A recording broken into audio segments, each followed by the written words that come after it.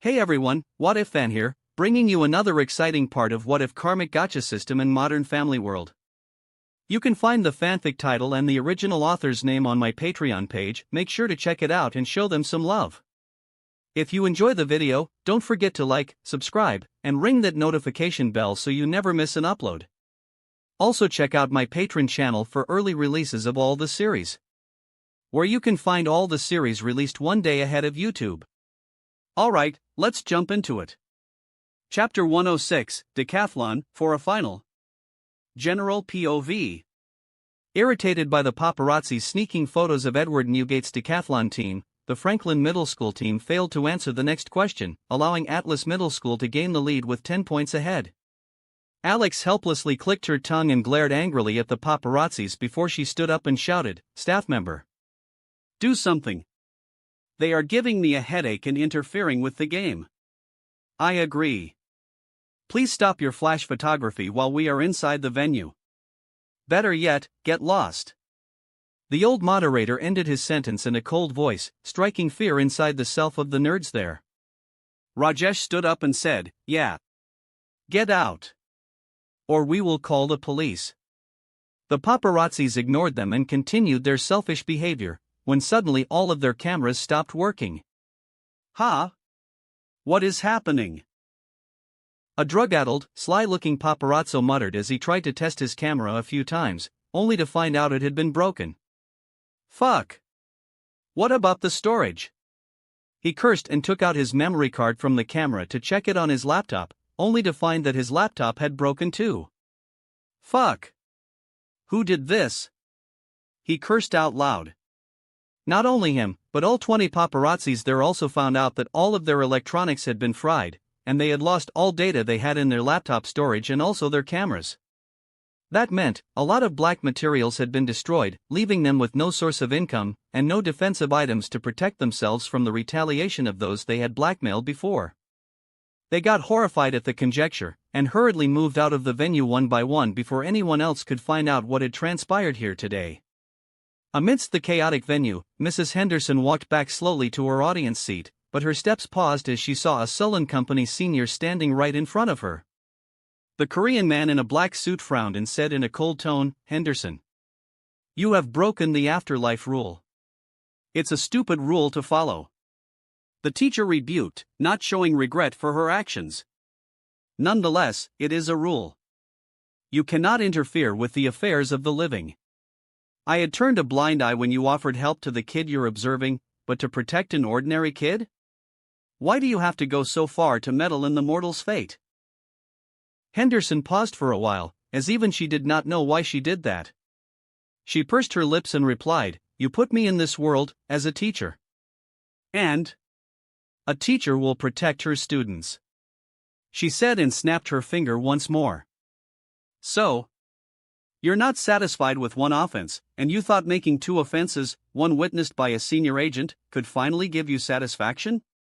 Gong Shin said sarcastically. "I'm not afraid of punishments. I just want to do what I think is the right thing to do," Henderson replied before walking past the frowning Gong Shin and sat back at her seat.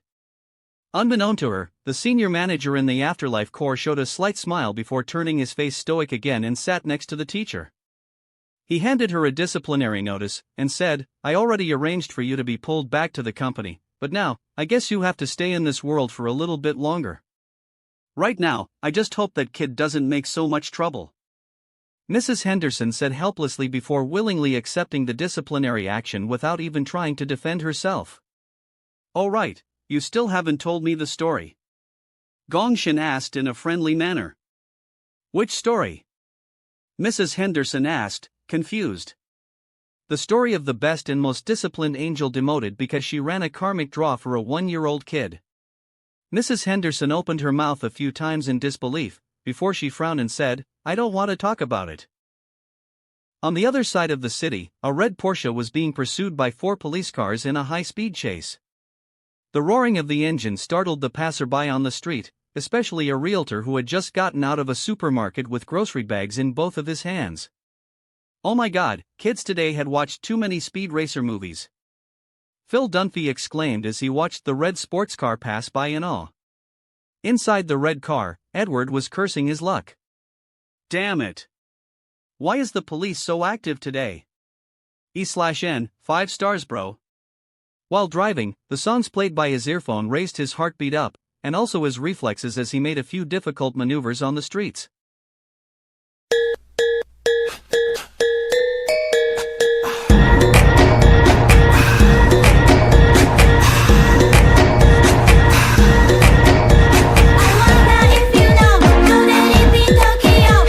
Plate number DUDEE, pull over. Right now. The cop shouted using his megaphone to make Edward stop his reckless driving. If you seen it, then you mean it, then you know you have to go. Sorry, I got a thing. Edward shouted back at them and shifted the gear before drifting at the last minute at an intersection, losing 2 cop cars because they were too late to react. Pull over. Pull over, I said. The cop said urgently. Wait. Is that Buddy? Edward looked behind using the back view mirror and was feeling helpless as he saw an acquaintance here today. I really can't stop now. Edward clicked his tongue while trying to contact Jenna, but she didn't pick up the phone. Fuck it. Edward swerved his car and changed his position to face the cop car as he put the gears in reverse.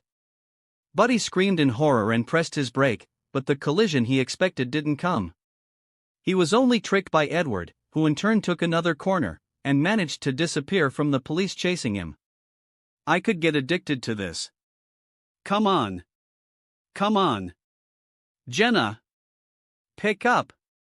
Edward muttered anxiously as he feared the worst. But then, Jenna picked up the phone. Jen. What is happening? Are you all right? Edward asked hurriedly. Why yeah. I'm hiding inside my mom's closet.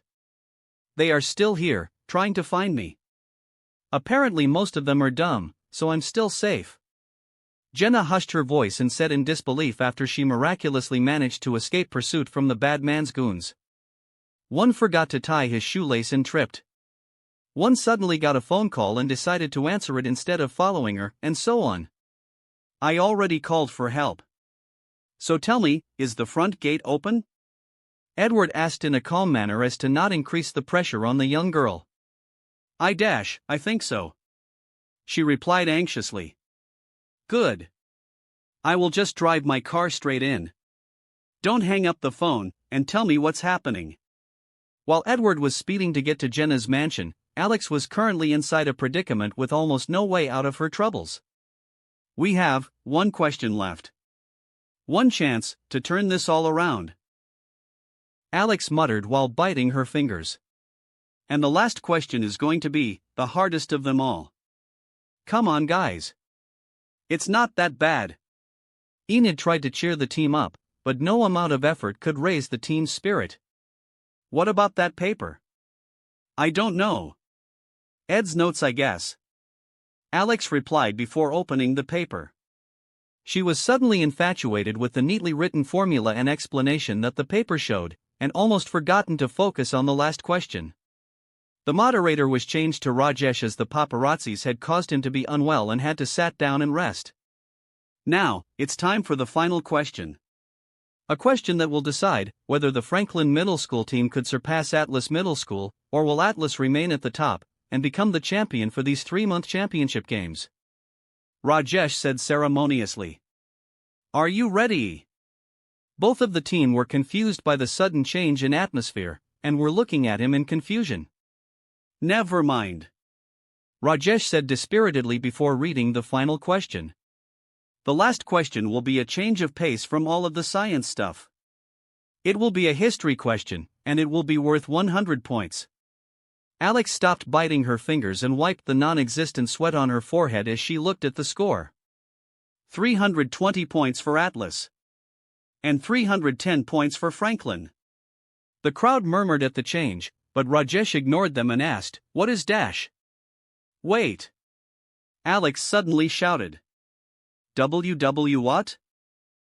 Rajesh turned to Alex, but as she was a girl, his mutism appeared again, and he quickly hid away from her. Alex rushed to the judge's table and slammed the papers on the panel's desk. "We caught the snitch," she declared. Edward POV. As I drove to the mansion, a hot, burning anger spread out from my chest to my entire body.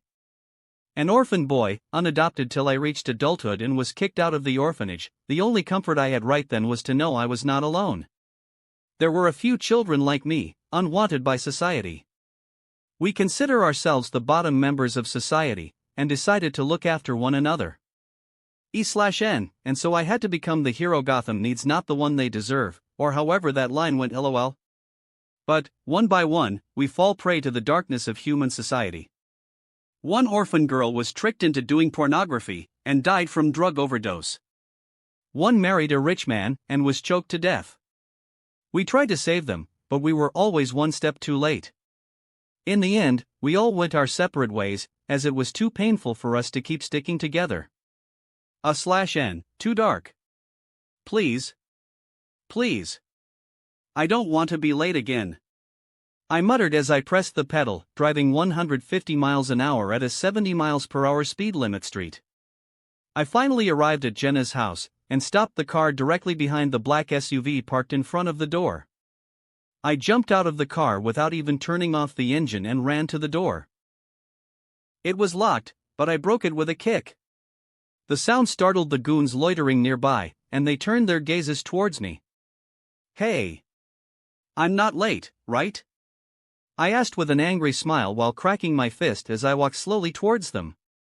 A lanky old goon tried to stop me by raising his hand to my body. "Kid! Get the fuck out, OWW. I pulled his finger back, almost breaking it. The other goon nearby tried to intervene, but I did a full kick right to his head, causing him to fall into the floor and lose his will to fight immediately. I turned to the goon who was kneeling in pain as I was almost breaking his finger and asked, "Where is Jenna?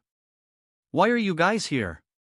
The boss has a movie part. It'll help her. He wants to offer it to her." "You mean, force her?" I said menacingly as I pulled his finger back a bit further, snapping it out of its joints. He screamed in pain, but I grabbed a new finger and stared at him to get the answers. With tears and snots on his face, the man said, "I don't know. I just got here.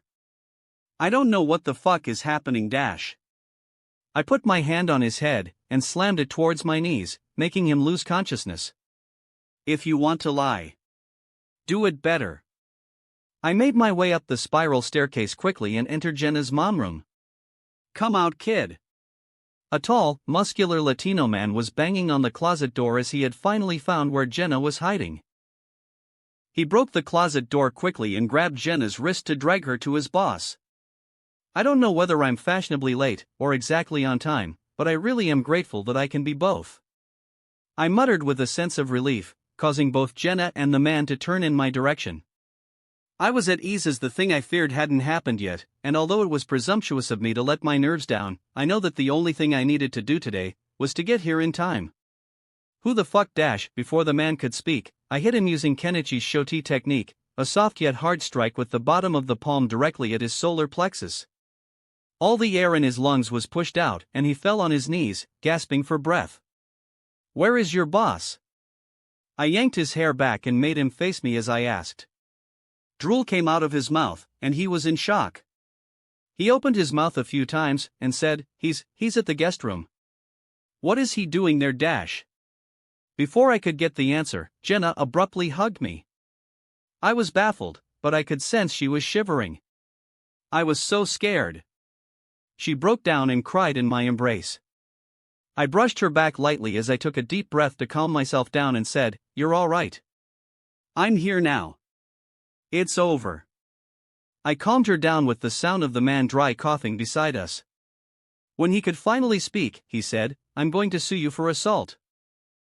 Maybe he thought I would be scared of the flimsy threat, but he showed an evil grin as if his words meant something.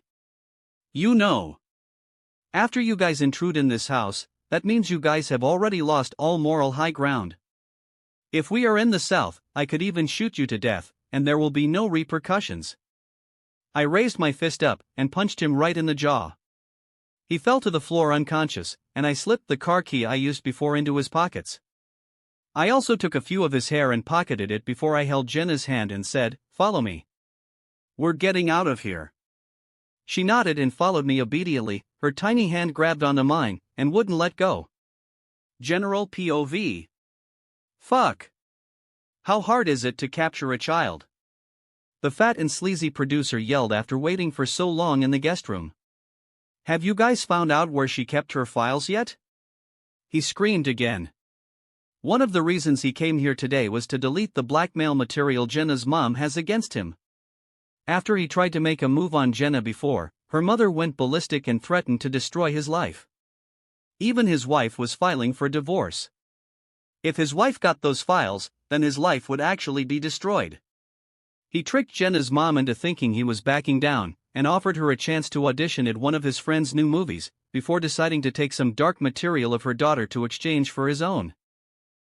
He bribed the police into ignoring everything that was happening around the area, and also bribed the driver who regularly took Jenna to school to get her schedule.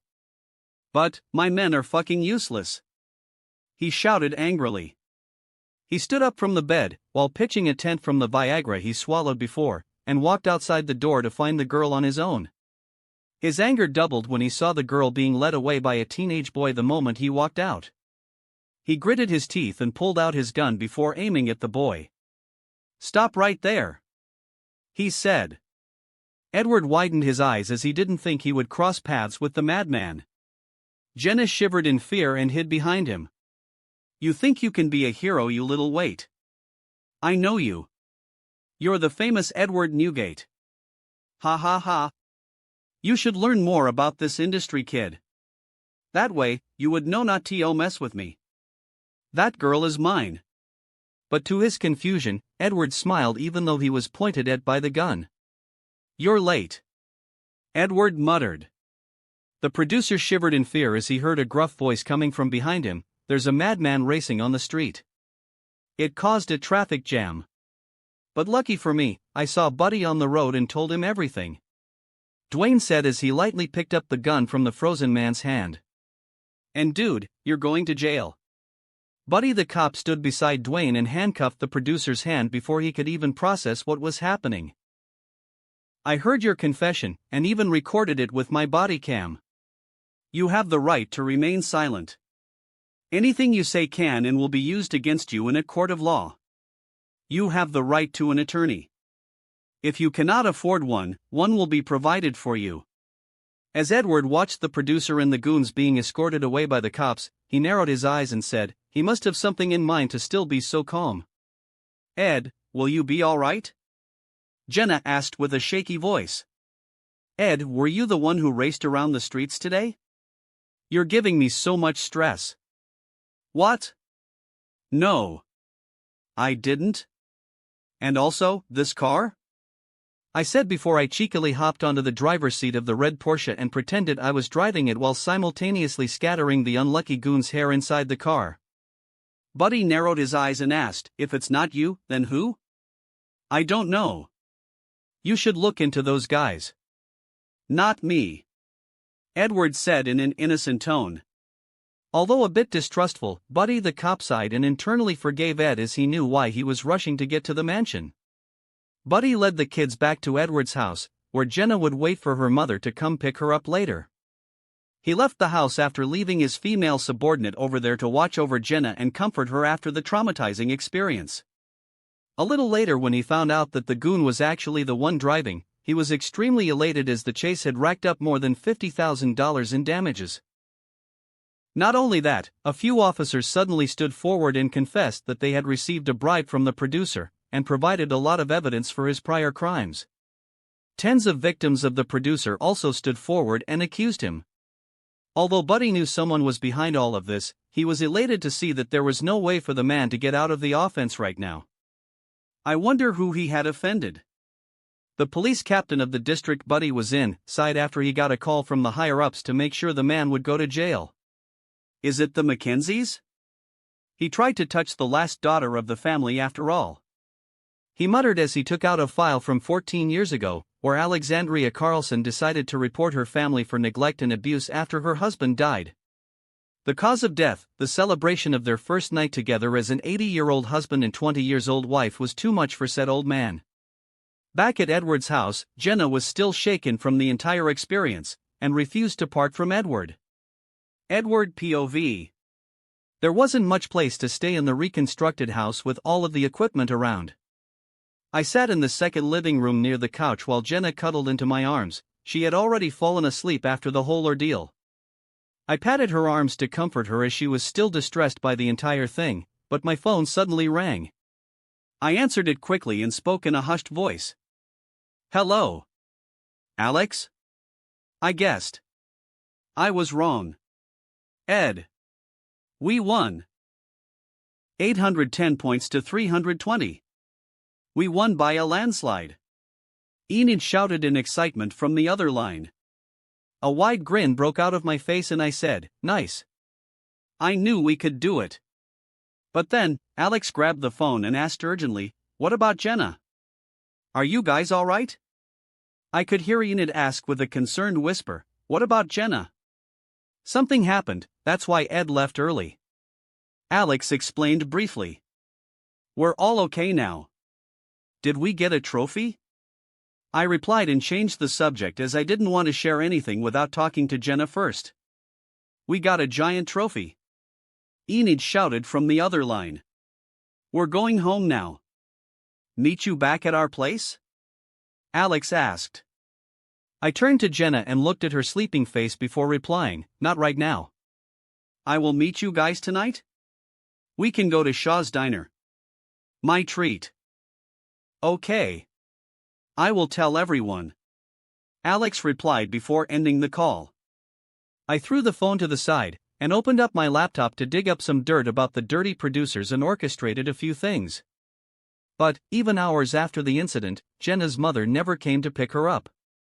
She had woken up from her nap and still didn't have the courage to separate from me for so long.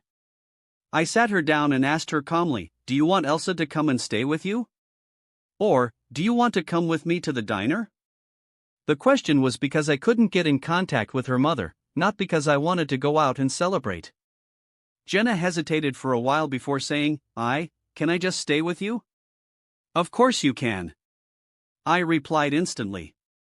She brightened up a bit and gave me a hug before whispering something I couldn't hear. "You're welcome. And hey, if you ever need me again, just give me a call, alright?" She nuzzled into my embrace, but I stopped her and said, "Hey, don't run your hand all over the place." I didn't dash. She widened her eyes in disbelief, and then realized I was making a joke and smiled. "Finally. I haven't seen your smile all day. I've started to miss it," I said with a smile, causing her to blush. "You know what, today gave me an idea for a song. Do you want to hear it?" Her eyes lit up and she asked, "A song about the incident? Or about us?" "A little bit of both, kind of a promise about us too," I replied with a slight shake of my head as I pretended to think. She released me quickly and said in excitement, "Well, what are you waiting for? Go write it down before you forget about it." "I don't need to write it down. I can just play it dash." "Then do it," Jenna exclaimed, desperately needing something to distract her mind away from the whole incident. "All right. Let me check the piano first." I stood up and walked to the piano nearby, and Jenna followed me like a baby duck. I gestured for her to sit next to me on the piano long chair. "Also, Jenna, if you got your panties wet while I sang, don't throw it at me like you did at the concert, yeah?" She blushed in embarrassment and hit me slightly on the bicep. "Who exposes me?" "I will not name the witness, you know, for protective reasons." She pouted, but her excited eyes betrayed her. "Just sing." "Okay. After that, we're going to eat. One call away, Charlie Puth." My fingers gently tapped the piano keys as I looked Jenna in the eyes. I'm only one call away. I'll be there to save the day. Superman got nothing on me. only one call away. She blushed in embarrassment and avoided my eyes. Call me baby if you need a friend. I just wanna give you love. Come on, come on, come on. She covered half her face with her slender hand as she peeked at me through the gaps of fingers. Reaching out to you, so take a chance. No matter where you go, you know you're not alone. My intentions were conveyed to Jenna, and she couldn't help but shed tears again as she heard the song. I'm only one call away. I sang with a decisive tone as I wanted her to know I would always be there if she needed me. Even if I was far away, I would definitely try. After all, she is one of the few precious friends I have in this life. I'll be there to save the day. Superman got nothing on me. I'm only one call away. We went to the diner together, with her sitting at the back seat of my bicycle as I stressfully pedal away to the restaurant. Come along with me and don't be scared. I just wanna set you free. Come on, come on, come on. We meet with Enid and Alex, who gave Jenna a hug the second they saw her. You and me can make it anywhere. But for now, we can stay here for a while. Yeah, 'cause you know, I just wanna see you smile. Jenna shared with the girls what happened, and shared the tales of my heroism with an excited tone and a sincere smile on her face. We ordered a lot of food as we waited for the others. No matter where you go, you know you're not alone. I'm only one call away. I'll be there to save the day. Sanjay and Haruna came to the diner with a big grin on their faces as they raised the 0.5-meter-tall silver-white trophy up high in the air. The whole restaurant applauded to congratulate us as Enid announced our win to everyone. Superman got nothing on me.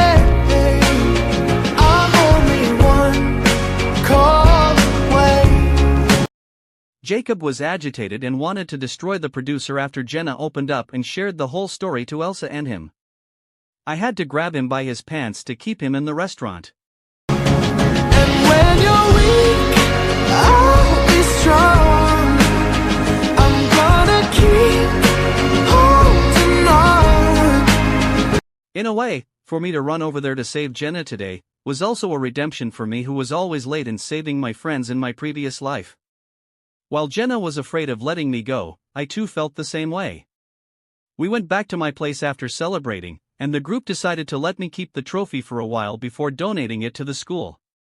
Now don't you worry, it won't be long, darling. And when you feel like hope is gone, just run into my arms. I'm only one call away. I'll be there to save the day. Superman got nothing on me. I'm only one. I'm only one call away. Hey Ed. Jenna stopped me from walking by tugging at my shirt. I turned to her and asked, "What is it?" I finally knew what she whispered before this. She looked at me straight in the eyes and said, "Thank you." I smiled and patted her head lightly before casually saying, "Anytime." I'll be there to save the day. Superman got nothing on me. I'm only one call away. I'm only one call away. Chapter 107, You Will Suffer Like I Did. Therapy First. Edward POV. It was a small, intimate office scattered with fake plants in a pot and obscure paintings hung on the walls. I sat on the beige-colored couch, shaking my foot in annoyance as I stared at the professional woman sitting right in front of me. She was wearing a red blouse with a few buttons opened, revealing her deep gully, and a short skirt with pantyhose. Her blonde hair was tied up in a bun, and her neatness made it seem impossible for me to see stray hair. She pushed her glasses up and said, "You know, Edward, even if you tried to stay silent to pass the time, that just means that you're booking your next visit to my office dash." "I'm not staying silent.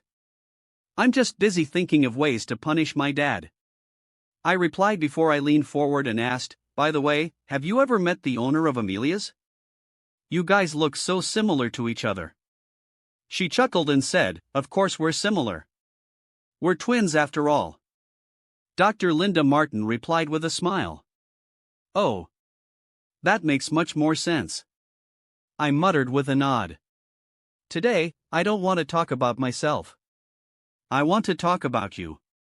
How are you, Edward? How are you feeling?" she asked as she slightly leaned forward. "I'm fine," I replied curtly and dropped my back to the couch before staring into an empty space again. My dad had tricked me into going to therapy today. Not to mention, he had Pepper on his side as Pepper was the one who picked me up from school today under the guise of seeing the new office. My dad was already waiting for me in front of the doctor's office as I arrived there. With a wry smile, he explained the whole situation. I was so pissed off that I wanted to just walk away, but Pepper convinced me to try it out, just for once. If it didn't help me, then he wouldn't do the same thing he did today, ever again. Although I appreciated their concern, I had a lot more useful things to do today. "Edward?" Linda called out. I snapped out of my thoughts and replied, "Huh. Sorry. I'm just incredibly busy. I need to think about my next singles release, which is this Saturday, and the fact that I have not recorded even one of the songs I promised myself to release." Linda nodded and said, "I understand. There are a lot of friends of mine who couldn't take the time to stop, rest, and heal themselves. Some, which I never saw again. I hope that maybe, in this session, you would just take some rest from all of the busy thoughts?" "No. I would just use this time to think. At the very least, my time will be worth it," I replied snarkily. Dr. Linda wasn't mad and she asked in a calm tone, "So you don't think therapy is useful?" "No offense, Doc, but for me, unless you're a main character of a movie or a series, therapy isn't actually useful for you. It's a waste of time," I replied honestly. "And why do you think that the main character, as per your words, was the one who can actually succeed in their therapy?" Dr. Linda asked after a slight pause. I was taken aback and looked at her. Her gaze wasn't filled with malice, but instead, she was curious. I sighed and replied, "Isn't that the truth? In a story, the plot is written to help the main character. So, their therapy session actually works. I don't think that for an ordinary man, a therapist is going to do anything other than take their money and let them vent a bit before promising them a path to get better in the next session." Again, no offense. The clinic fell into silence once more, and Dr. Linda jotted down a few thoughts before she asked, "Why do you doubt that a therapist isn't going to help you?" "Because, we ain't friends. We don't know each other. Even if I share my thoughts, beliefs, and what other things hidden inside of me, your job isn't to help me, isn't it? It's to judge. You're listening, with the intent to show me what's wrong with me. And for that, I think that a therapy session isn't helpful, not at all," I answered defensively. Dr. Linda paused for a second before she asked calmly, "And, is there something hidden inside of you, that you're afraid that I will judge you for it?" "Afraid? I'm not afraid," I replied with a scoff. Dr. Linda smiled softly and put her books down on top of the coffee table separating us. "Edward, I couldn't become a therapist for 12 years, and not know what a scared young adult looks like." I touched my face for a bit, wondering if there was something wrong with my expression that caused her to come to the conclusion. "To make things clear, everything that you say here today, even if you confess that you had killed someone, will stay between us. Your dad won't get anything without your consent, although, I had to admit that I had talked with him before to get to know you better." "Then you should already know. My life's pretty normal. Dr. Linda took her book back and flipped through the pages. She then muttered, "Going for a joyride. Not only illegal driving, you raced through the streets with a couple of other officers. Aggravated assault. Not doing your laundry. Slapping your friend's mother. Using illegal substances such as marijuana dash. Allegedly. Also, all the things there are alleged. And Dad puts not doing my laundry, which I forget for one night, too far up that list." I complained. I had no suspicions that Dad had talked to Dr. Linda about the matter. After the incident yesterday, I had told Pepper and my dad everything as to make some preparation in case someone tried to accuse me of something. The assault referred to my excessive self-defense when beating up those goons before. Luckily for me, there weren't any records that showed I had ever learned martial arts, or else my charges would be tremendous if the matter actually got out, which it has not, and never will. Dad just worries too much, Doc. I said dismissively.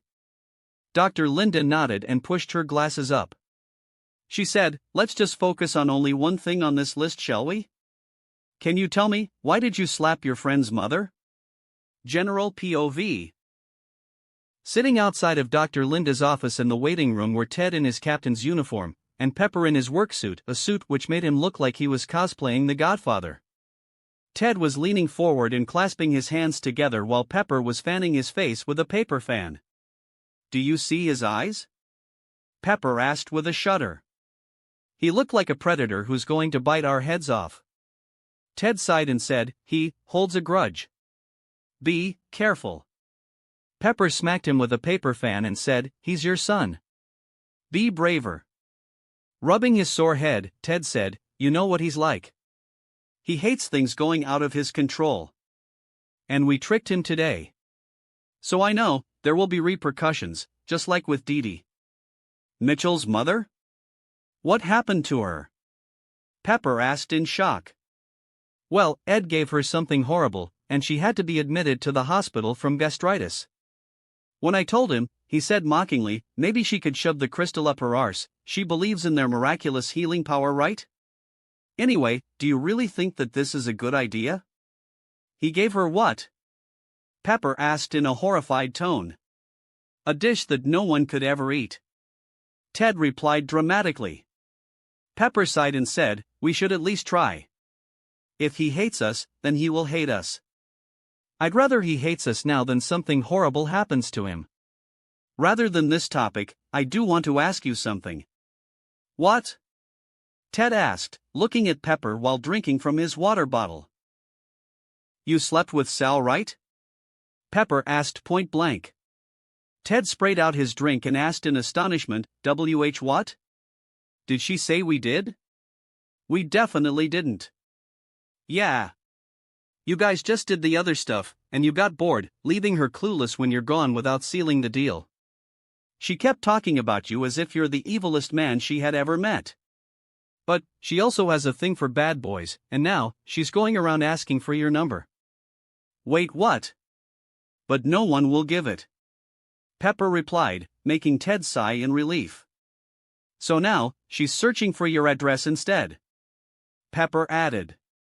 Ted turned to with widened eyes, and his spirit shattered when he heard Pepper's next sentence. "And now, she has gotten it." Edward POV. "The slap?" I asked in confusion.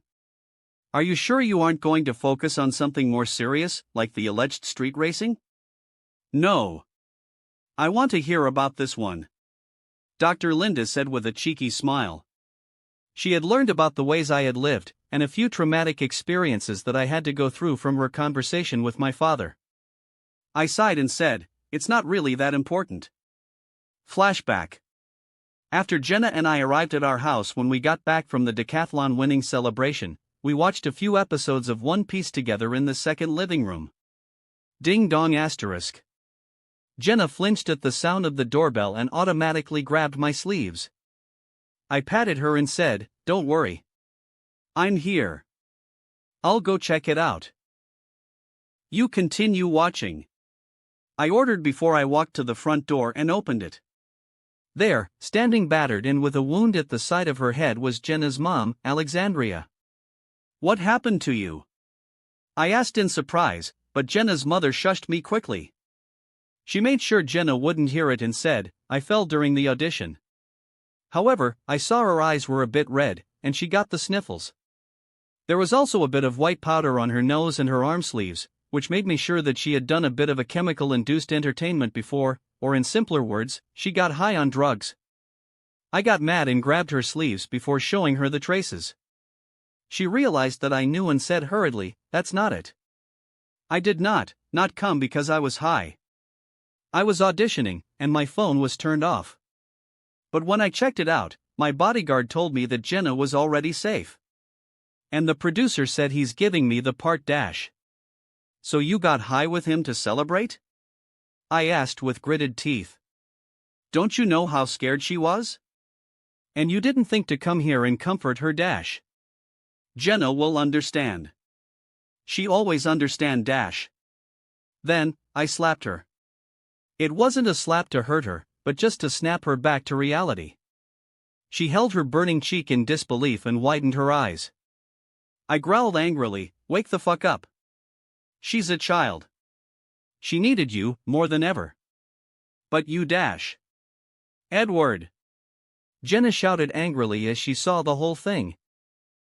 She ran to her mother and checked her cheeks quickly, Mommy, are you okay? Jenna turned and stood in between us. What are you doing, Ed? Why did you slap my mom? She spewed angrily. I wasn't scared of the startled chihuahua and looked at Alexandria. See? When you're hurt, she even throws herself in the line of fire to save you. But, you failed to do the same. Alexandria teared up, but I wasn't in the mood to comfort her. I turned to Jenna and asked, Jenna, do you love your mother? What kind of question is that? Of course I do. And you? Apologize to her right now, dash. I ignored Jenna again and looked at Alexandria. Her hand shivered before she cupped her mouth, and then broke down crying. Jenna hugged her to comfort her, and I watched the daughter lead her mother to the limousine her mother used. I waved goodbye at Jenna, but she raised her middle finger at me to show that she was still angry. Even when I met her at school today, she was ignoring me and flipping me off whenever she got the chance, and swore to me she would never speak to me again unless I apologized to her mother. Present time. Nothing, I was just lending her a hand. I replied casually to Dr. Linda after thinking about the matter. But your hand missed and hit her face? Dr. Linda said in a calm tone despite the sarcastic remarks. Yes. I agreed, not wanting to continue the conversation further. So, it has nothing to do with your repressed resentment about your mother leaving you? Dr. Linda analyzed. I scrunched my face in confusion and asked, how the hell did you come to that conclusion? Dr. Linda couldn't manage to get me to open up despite her various methods of asking the questions. After a while, she sighed and gave up on the session. General POV. After Edward left the room, Dr. Linda called Ted for a quick conversation. He's a very guarded boy. I think it'll be better for him to arrange a few more sessions before he could finally open up. Dr. Linda explained. He's also a very smart kid. He saw through me very quickly, so I don't think I can deal with him the same way I usually deal with a kid. Without him wanting to trust the process, and also to open himself up, therapy will be useless for him. Ted sighed and rubbed his face before asking, but Doc, I don't think that I can ever bring him back here again, not without his consent at least. Dr. Linda nodded before saying, I know. I already talked to him about this. And we came to a deal. What's the deal? Pepper asked quickly. He said, he will come again, if his father also books a few sessions, which I don't think that's a bad thing. Dr. Linda said as she turned to Ted. Maybe, you could also benefit from it. I know things haven't been easy for the past couple of years for you, right? Pepper covered his mouth with his fan and said slyly, yeah, doctor. Like Edward, he also needs someone he could open up to. Anyway, I gots to go. Edward will be pissed if I prolong this any further. Ted sighed helplessly and said, okay. I will do the talking. Good. We will discuss the date of the sessions. Follow me. Dr. Linda said and turned around before walking to the receptionist's desk. Edward POV. After that weird experience, Pepper drove me to the new agency building. It warmed my heart to see the giant Entertain logo being plastered on top of the infrastructure. We're renovating the lower floor to make a studio, Pepper explained as we entered the elevator. That's expensive. Do we have the money? I asked in concern. Pepper smirked and said, Edward, just know something. In the overall renovation of the building, the company didn't even pay 1 cent to do it. What how? I asked in astonishment. All of this comes from my mom's pocket, he said excitedly before it turned into a longing tone. Oh, if only I wasn't gay, my dead father wouldn't try to take me out of the will, and I couldn't touch any of his assets until my mom fully took over. But I can't change who I am, so here we are, Pepper said self-deprecatingly. I patted his back before the elevator door opened on the top floor of the building. This is your office, Pepper said as he showed off the modern-looking corner office with a view, a mahogany abomination desk which showed my name on a triangular nameplate sitting on top of it. Numerous Bachira plants near the walls, and letters from my loyal fans inside blue cardboard boxes arranged neatly next to the table. Also, Ed, can you tell me why you made your dad do the therapy? Pepper asked abruptly, and he managed to pass by my defense. I shrugged and said, if I must suffer for it, then he will do it with me. Peps, we need to start recording today, and this might seem last notice, but I need to get in touch with a rapper. Pepper widened his eyes and exclaimed in bewilderment, before the release? That's in 2 days. I nodded as I understood I was requesting unfairly and said, my plans changed when I met with RDJ before. But I forgot to tell you about it. Pepper fell into a deep thought and explained, if you asked me to search for a female artist or ballads, pops, or even show tunes, I could at least try. But I interjected as I thought it was going to show up. But I had never got in touch with a rapper before, Pepper said fearfully. General POV. Pritchett's house. Manny, why are you going up and down, up and down, up and down? Gloria said in frustration after Manny kept going up and down the stairs. Edward told me to do it.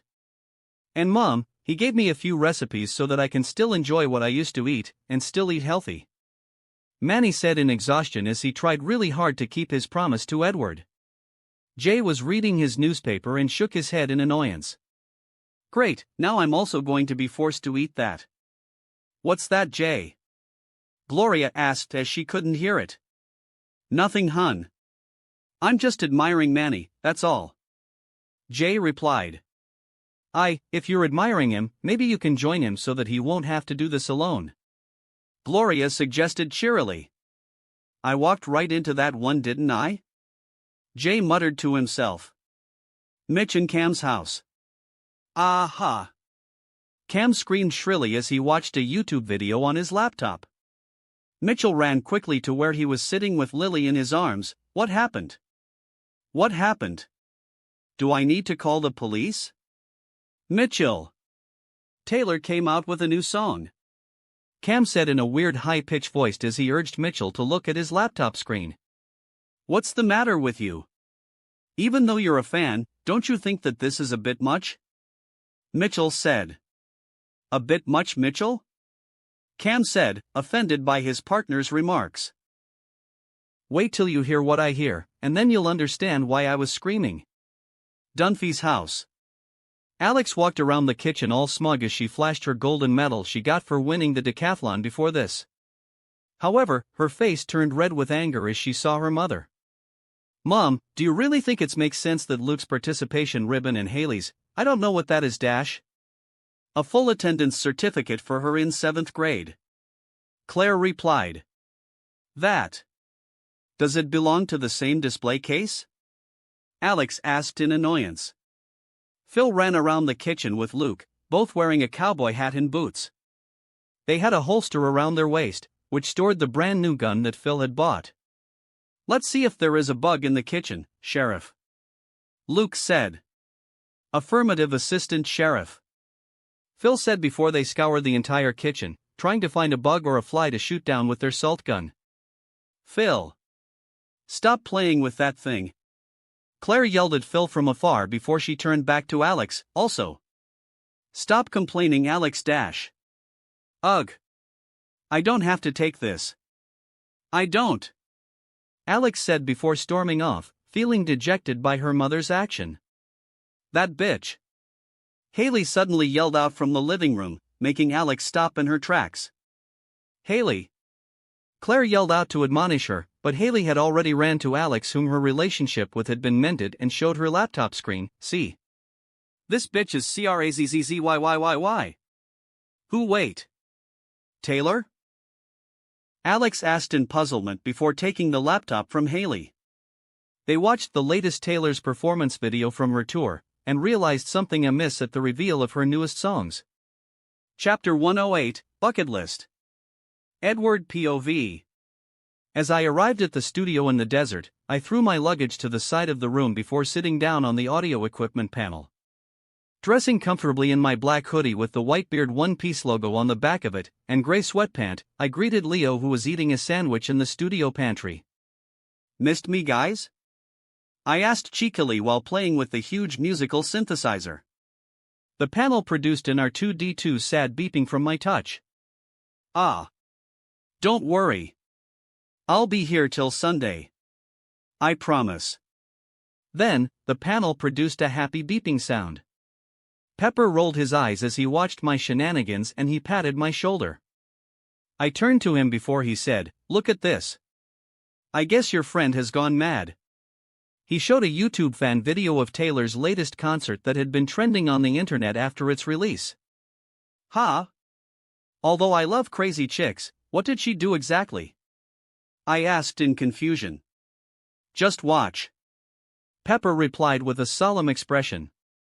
As I took the tablet from him, he snapped his paper fan and fanned his face quietly. Starlight, Taylor Swift. Oh, this song. I muttered as I heard the intro. You know about it? Pepper asked in bewilderment. I nodded before focusing back on the concert, not wanting to explain that I heard the song in my previous life before. Yeah. It's about one of her idols, Bobby and Ethel Kennedy. It's a song about their life story. I replied, making Pepper breathed in relief. Inside the video, Taylor was wearing a beautiful white-colored princess-like dress and was sitting on a stool, holding her guitar. The part where she told the fans that she was inspired by me and wanted to sing a new song of hers in the concert was cut out of the video, as the fan who recorded this couldn't get her camera recorder out fast enough, but it was included in the caption. Taylor started to sing. I said, oh my, what a marvelous tune. It was the best night, never would forget how we moved. The whole place was dressed to the nines, and we were dancing, dancing, like we're made of starlight. Like we're made of starlight. I bobbed my head at the tune and asked Pepper, so what's wrong exactly? Keep watching.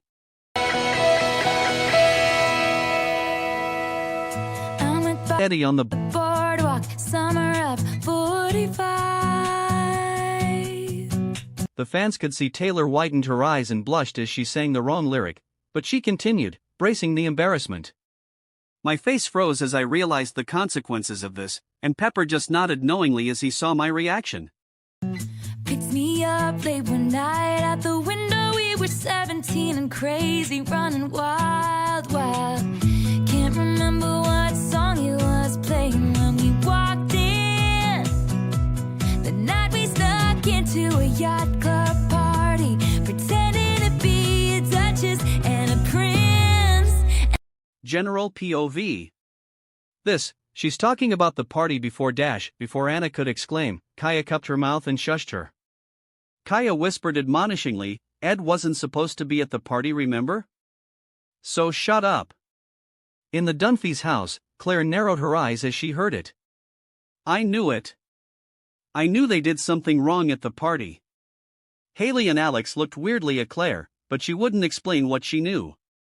In Mitch and Cam's place, Cam screamed in excitement again before he said, remember Love Story at the concert? Where they roleplay as a prince and a princess?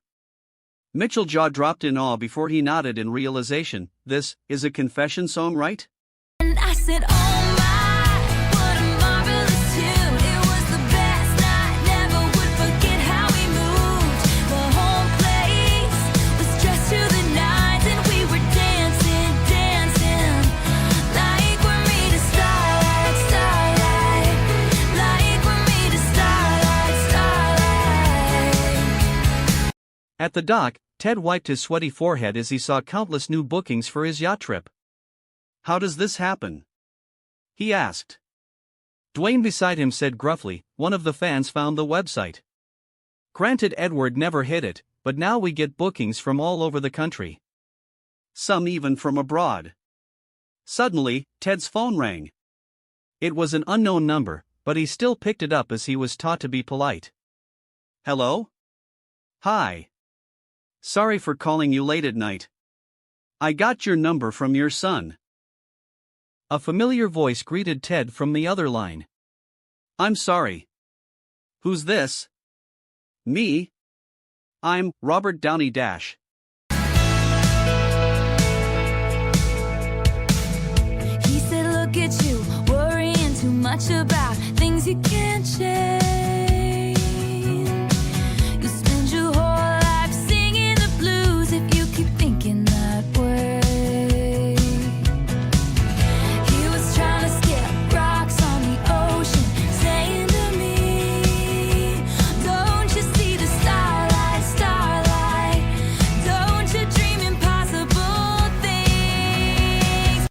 Edward turned to Pepper and said, I got a bad feeling that this is not all. Pepper nodded and said, you're quite sharp. Yeah. Taylor went rogue and announced she's leaving her agency today. Allegedly. I still can't find a statement from her agency. Wait, what? Edward exclaimed in shock. Although he had inserted a hidden clause in the contract in preparation to help Taylor get away from her agency, he never thought she would go wild on her own. And she really didn't, but Edward didn't know that yet. But the penalty? Edward asked in bewilderment. $10 million contract breach penalty, and losses of her song's copyright. Pepper said with a solemn face. But nothing is concluded yet. This may be some reporter twisting her words. We still don't know for sure. Edward breathed in relief. Ooh, he's talking crazy. Ooh, dancing with me. Ooh, we could get married. The fans shouted in excitement as Taylor sang the lyric, causing Edward to be taken aback. However, to Pepper's astonishment, Edward showed a grin instead of becoming worried. Why are you reacting like this? Pepper asked fearfully. Have 10 kids and teach them how to dream. Edward replied, I don't know. Becoming Taylor's song is on my bucket list. I can cross it out today. Oh my, what a marvelous tune. It was the best night, never would forget how we moved. The whole place was dressed to the nines, and we were dancing, dancing, like we're made of starlight, starlight, like we're made of starlight, starlight, like we're made of starlight, starlight, like we dream impossible dreams, like starlight, starlight, like we dream impossible dreams. Don't you see the starlight, starlight? Don't you dream impossible things? The video ends as the audience cheered at the red-faced Taylor. She did make a disclaimer about this song's connection with Edward, but the media had already gone crazy with the incident. We need to back her up a little, and downplay the entire incident. Also, this is a good chance for Taylor and I to build our online presence if we play this properly. Edward muttered as he saw the online reaction. Also, can you contact the Twilight Movie Studio? He asked as he turned to look at Pepper. Like, right now? Taylor's concert venue, Ohio. So, are you going to tell me what happened out there? Taylor's lyric writer asked in a cold tone while pushing her glasses up with a solemn expression as she faced the idol lazing around the couch in front of her. It was a slip of the tongue. Everyone can make mistakes. Taylor answered with disinterest as she kept fiddling with her phone. Her innocent girl persona had been lifted as she finished the concert today. You don't make that kind of mistake. Don't you know what a big deal this is? Shush. Taylor raised her finger at the assistant as her phone started to ring. She grinned and cleared her throat a few times before answering the phone with a depressed tone. Ed. I'm so sorry, she said hurriedly. The lyric writer/assistant widened her eyes in disbelief as she saw the change in treatment. Taylor quickly chased her away as she continued to talk with Edward. No worries. I kinda liked it, Ed replied, causing Taylor to break into a wide grin. You did? Yeah. But I would love it even better if the song was truly for me, and not just a slip of the tongue. Huh? Taylor tilted her head in confusion. Didn't you make the song based on Ethel and Bobby Kennedy? The one who created the Animal Life Sanctuary? Edward asked. Oh, that. Taylor said with a tiny bit of disappointment as Edward managed to find out the true meaning of the song. Her plan to test Edward by slipping her name in the song as she was satisfied with his answer to what are we failed as Edward wasn't even bothered by the name mentioned in her song. But he said he would love it if the song was truly for him?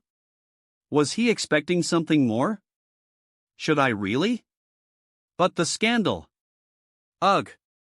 Why must God make him too young for me? Taylor's thoughts spiraled in agony as she talked to him. Right now, we have a big opportunity to raise both of our names up. It'll work even better for me because I'm planning to release my new singles this Saturday. Taylor was bewildered and asked, You're releasing new songs? For who? For who? For me, of course? Edward replied in confusion. Taylor calmed down a bit and said, Sorry.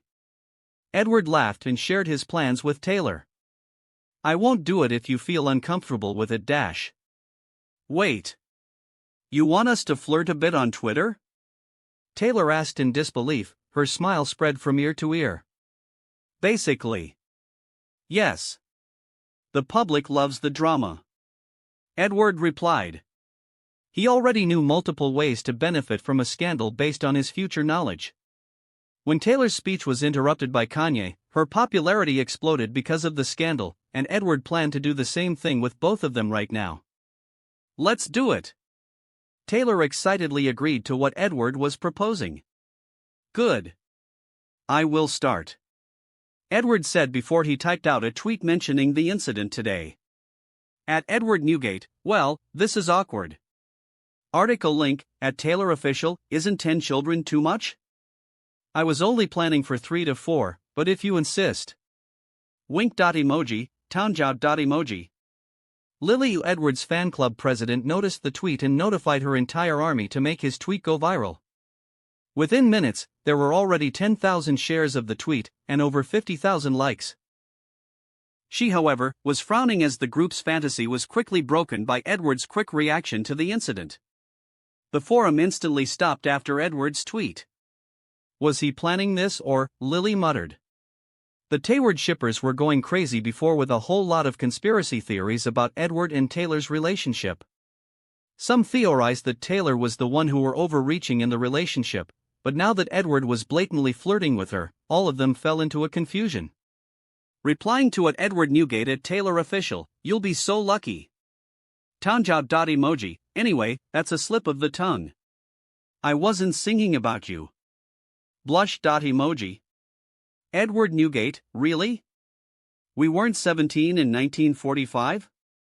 Our yacht venture is already exposed, so next, people will know we're actually immortal vampires. Tease.emoji. Taylor Official, eyeroll.emoji, we're not in a Twilight movie. Twilight Official replying to at Edward Newgate and Taylor Official, did someone say, vampire? Oh shit.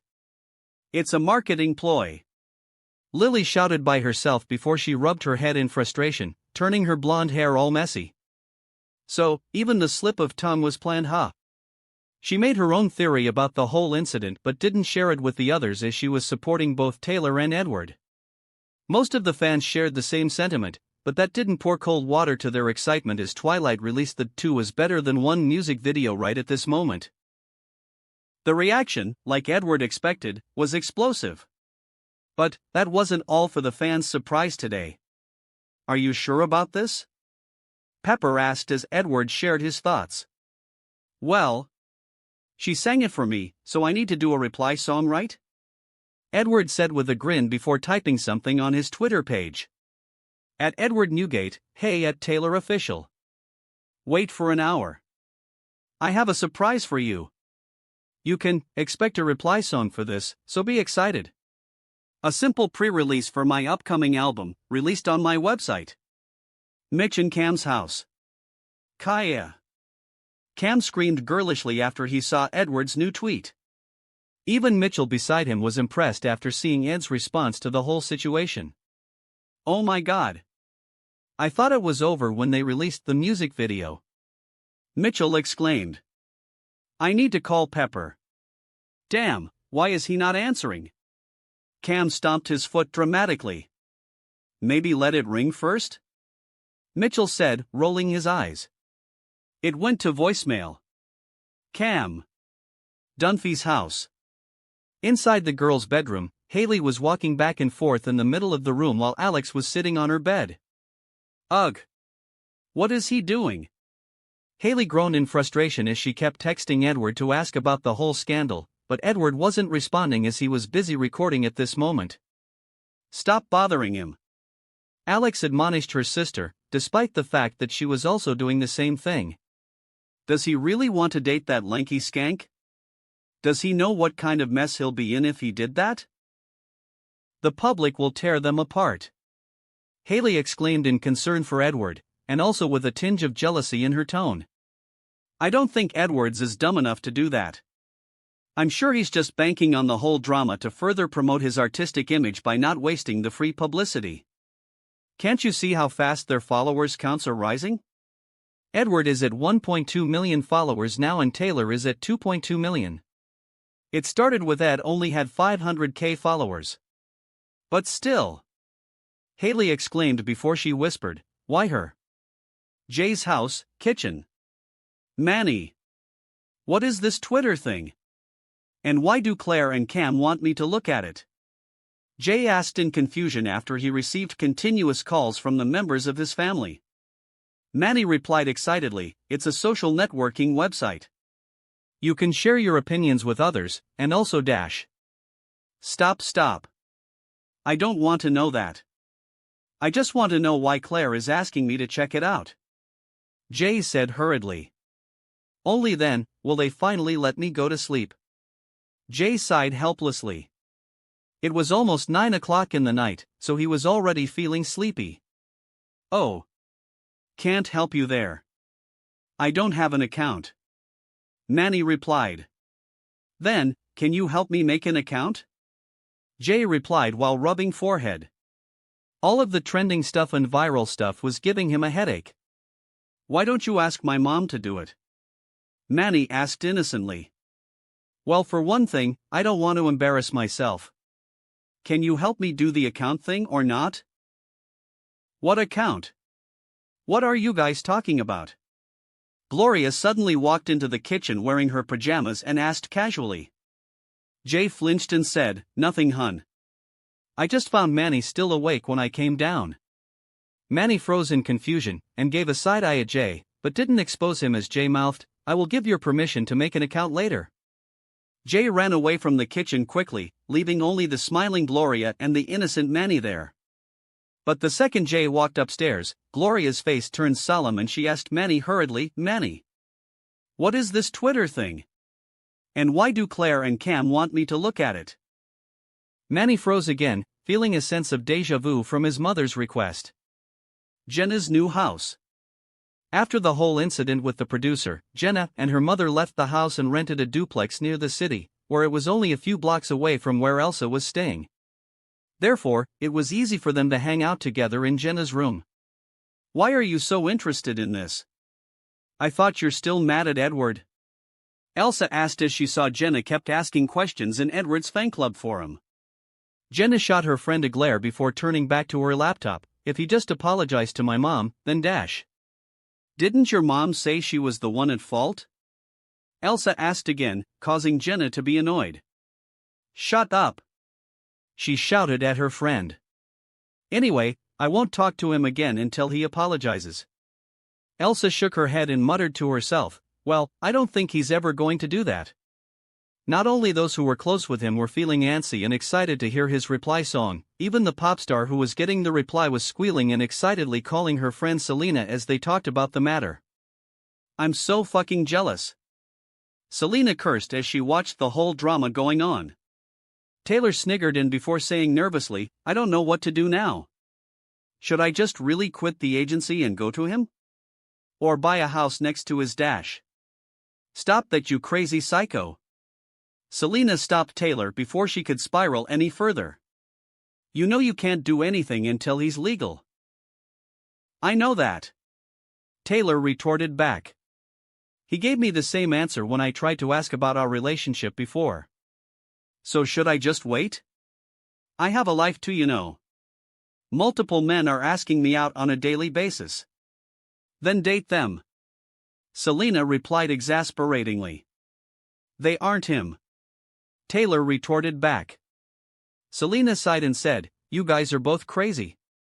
Just don't do things you'll regret. Taylor clicked her tongue before she became nervous again. Arg. Why is the clock moving so slowly?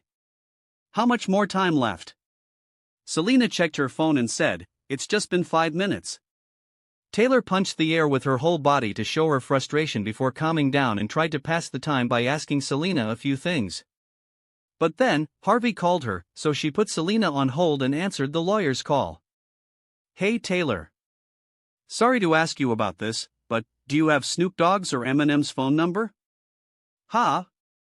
What do you want them for? Taken aback, Taylor asked in confusion. Well, Ed needs a rapper, and those guys are the only ones Pepper knows. Or at least I think they are. After all, he did ask for Snoopy something and Eminem nut. Harvey replied with a heavy sigh. Rapper? Taylor held her chin as she fell deep in thoughts before she replied, I think I can help you out with that.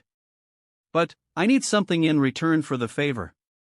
After an hour, Edward kept his promise and released a simple video on his website. A behind the scene that was exclusive to the true fans, which had already settled their subscription to his channel, as Edward never hid the fact that they needed to pay to see it.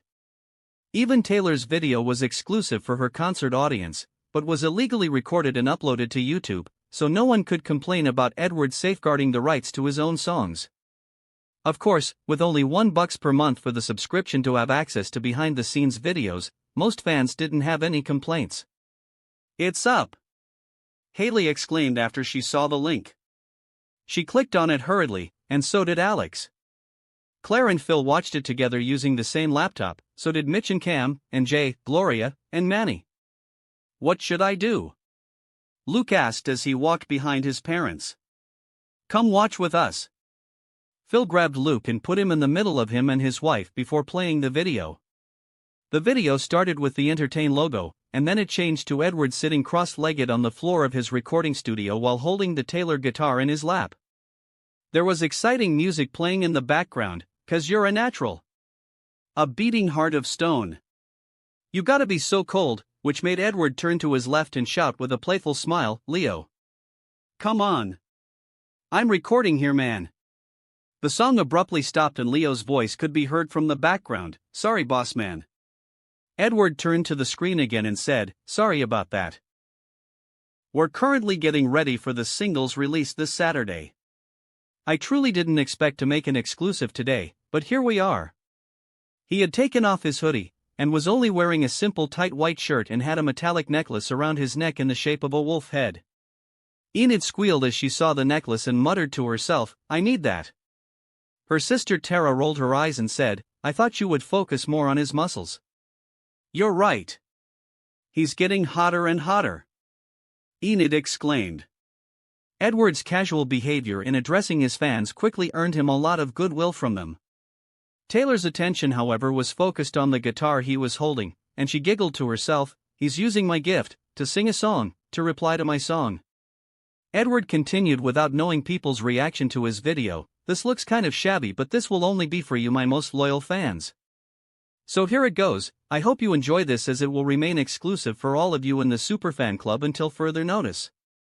A lot of fans laughed as Edward said that, such as Lily. She muttered, "Superfan? That sounds about right. Taylor's song gave me inspiration today. It made me want to sing something about a gorgeous young girl with striking electric blue eyes that I have met before." Edward muttered, not wanting to deal with the claim that he wrote this song for someone specific. Cam snorted and said, "Taylor's got blue eyes. Why don't you just admit it already?" Mitchell admonished him and said, "And then what? Destroy Taylor's career? He's handling this with a lot of maturity, Cam. He should be applauded for that." Edward took a deep breath and played a simple melody using the guitar. Ed Sheeran, Tenerife Sea.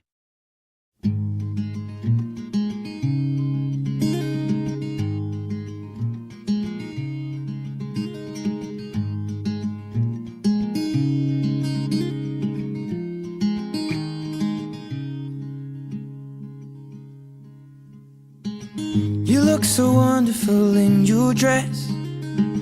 I love your hair like that. The way it falls on the side of your neck, down your shoulders and back. Taylor touched her curly hair with a grin on her face, unaware that her ears had turned red as she reminisced the time she and Ed played together on top of the yacht. We are surrounded by all of these lies, and people that talk too much. Edward's dreamy voice made the viewers who were watching fall into a daze and have a big smile plastered on their face. You got the kind of look in your eyes, as if no one knows anything but us. Huh? What does that mean? Haley asked. They are at the center of attention, but they can only see each other? Alex guessed. That's dash Haley grimaced, but then stopped midway and changed her sentence. Sounds about right. Should this be the last thing I see? I want you to know it's enough for me. 'Cause all that you are is all that I'll ever need. Cam wiped his tears with a tissue as he sobbed and said, "That's so damn beautiful." The next sentence, however, almost killed him. So in love, so in love, so in love, so in love. Haley, Alex, Jenna, and Abby, who were watching the show, froze while Taylor covered her blushed red face with her curly hair, not knowing how to face Edward again after this. You look so beautiful in this light, your silhouette over me. The way it brings out the blue in your eyes is the Tenerife Sea. Beneath the spotlight? Lily guessed, and it wasn't only her who came to the same conclusion. And all of the voices surrounding us here, they just fade out when you take a breath. Just say the word and now we'll disappear into the wilderness. The way Edward sang the romantic song while making eye contact with the fans once in a while made them fall deeply in love with his charisma. It got them wondering, when will it be for his next concert? Should this be the last thing I see? I want you to know it's enough for me. 'Cause all that you are is all that I'll ever need. The media was going crazy tonight about the Twilight music video promotion release, Taylor leaks songs, and now, Edward's confession song, making it impossible for them to focus on only one thing to write for tomorrow's headline, not knowing that all of them had fallen into Edward's palm using his image management techniques. So in love, so in love, so in love, so in love. Jenna asked Elsa in a cold tone. Have any of his songs before this mentioned something about love? Elsa gulped her saliva and replied, not that I know of.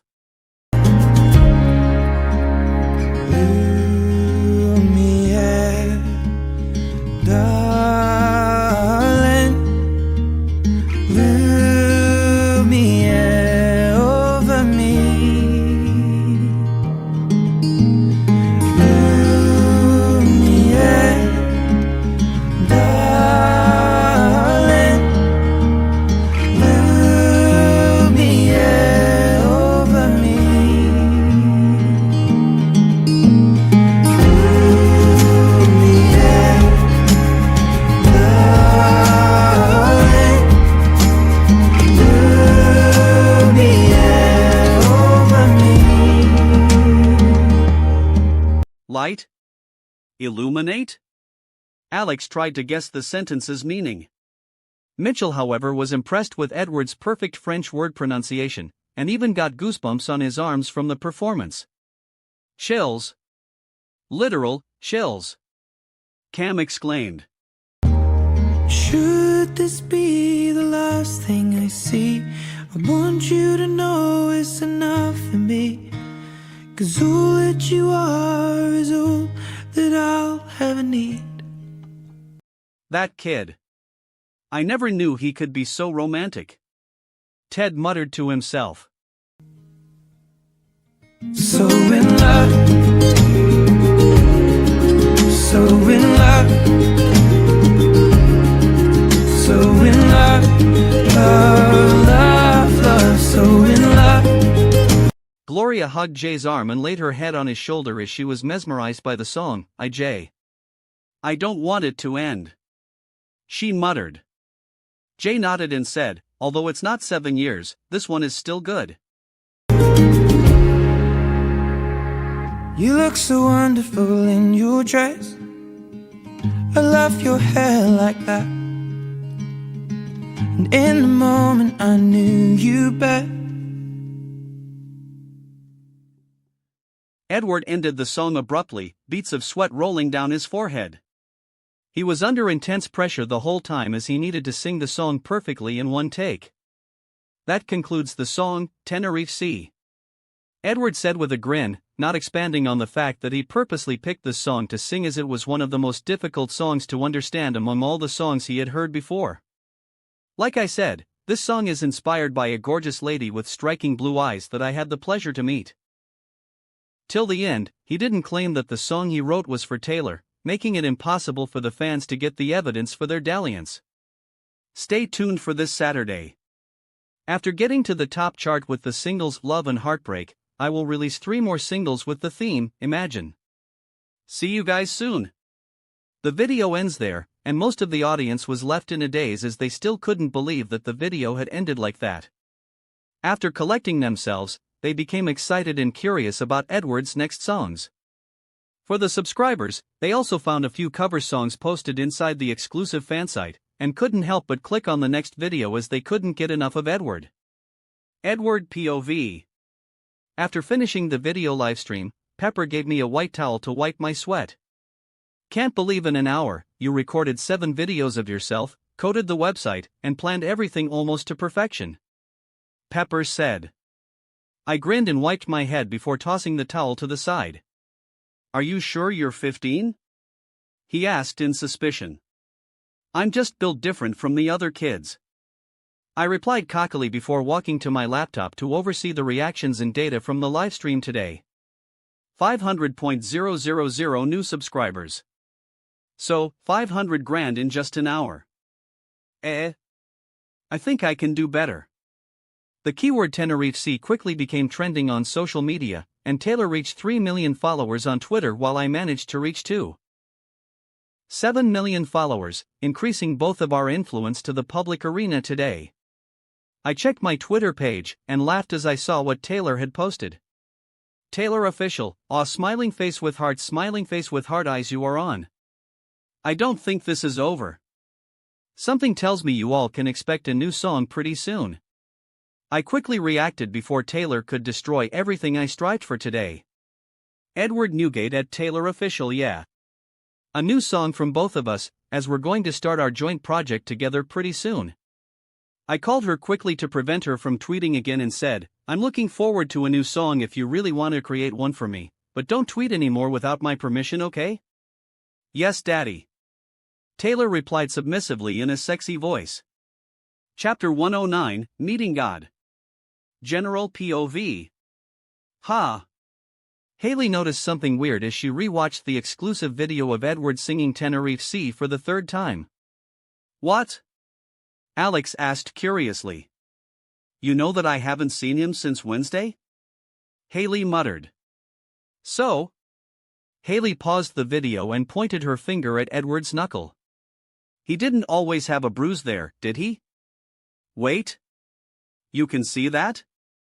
Alex asked in a horrified tone as she squinted her eyes and tried to see the bruise, but it was barely perceptible for her.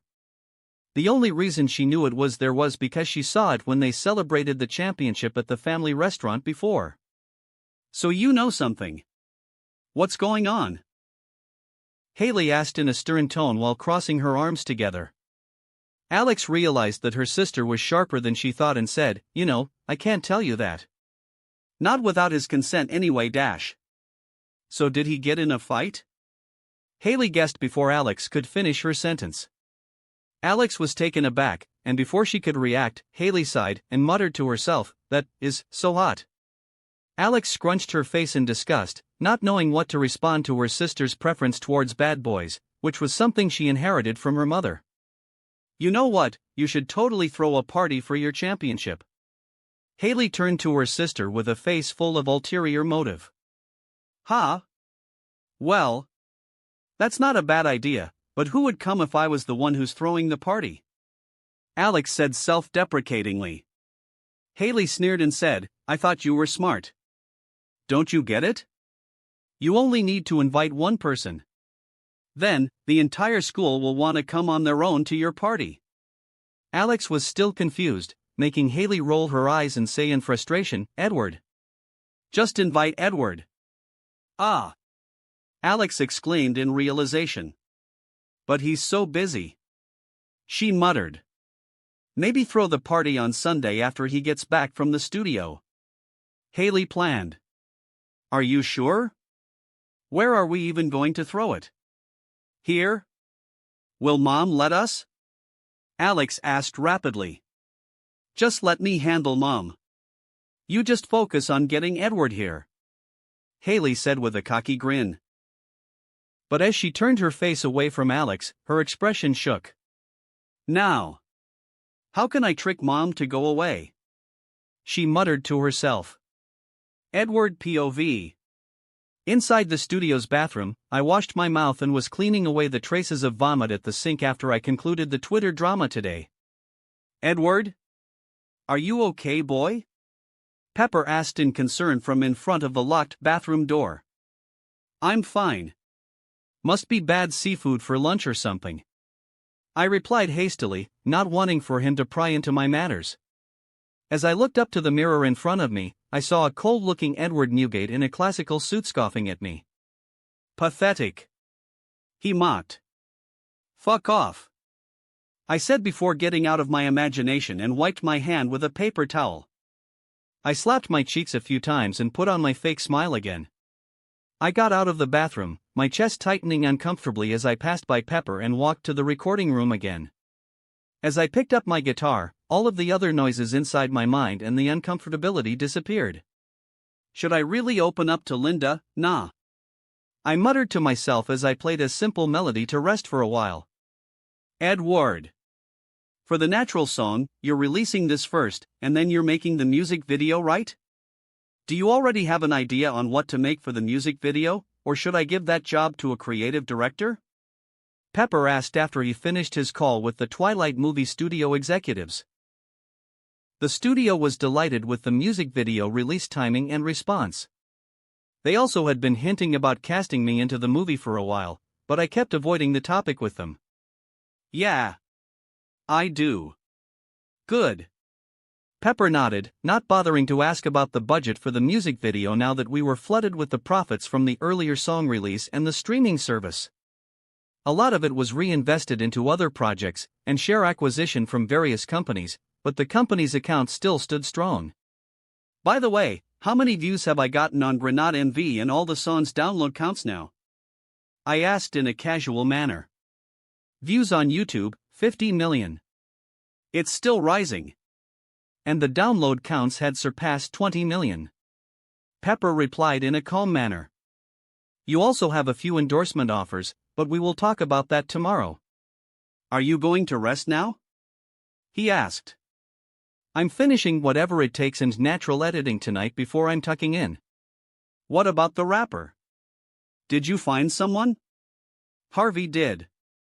And she's currently negotiating with the guy because, you know. I nodded at his remarks and didn't continue to ask further questions. The situation with the rapper was a bit complicated because the person I hired needed to spit out the bars I had written. It could be a bruise to their egos if they thought I was just using them for their image and not their capabilities. It was a tough negotiation for Harvey that night, especially since she didn't have a lot of time to do it. Worst comes to worst, I'll just do it myself. I muttered. Pepper nodded in understanding before saying, we'll cross the bridge when we get there. Friday night, one day before the song's release. Still, there were no signs of the rapper. I let out a heavy sigh and said, you really can't depend on an artist to be at an appointment on time, huh? In the one day I stayed inside the desert studio, I managed to launch my undercover casual game which I created just for fun, not for profit, did some photoshoot, discuss a few company endorsement offers, just going in and out of meetings, agreeing to come to Alex's party on Sunday, did some taxes, expose a pedophile ring connected to the sleazy producer, making it impossible for him to get out of the crime, and many more. E/N, that last bit would get him Clinton'd, lol. Well, at the very least, we found someone. Pepper said as we waited for the rapper by standing in front of the studio building together. I scoffed and said, nah. Don't try to downplay this. I asked you for a rapper, as I said that, a black SUV pulled up in front of both of us, its headlight illuminated our bodies, you gave me a rap god. Eminem jumped out of the SUV with a cold expression plastered on his face. He swaggered towards us with his black hoodie and black cap, stretching his hands out to shake mine the second he got close to us. Marshall. Edward. I replied, shaking his hands. I understand you don't have much time? He asked while shaking hands with Pepper. Around 20 hours before the release. Pepper replied a bit fearfully. I gave a side-eye to Pepper before leading Marshall inside the studio. Harvey told you what I want? Marshall asked as we walked side by side. Pepper was distancing himself away from us because of his instinctual fear of the pseudo-gangster or what other prejudice he has on the rapping artist. I nodded and replied, a collaboration sounds nice. But I have to warn you, I'm not good at rapping. Marshall scoffed and said, I read your lyrics. You got bars. Of course, not as good as mine, but they are at least acceptable. He continued, what I want is not your writing skill anyway. I know. You want the beat right? I can do that.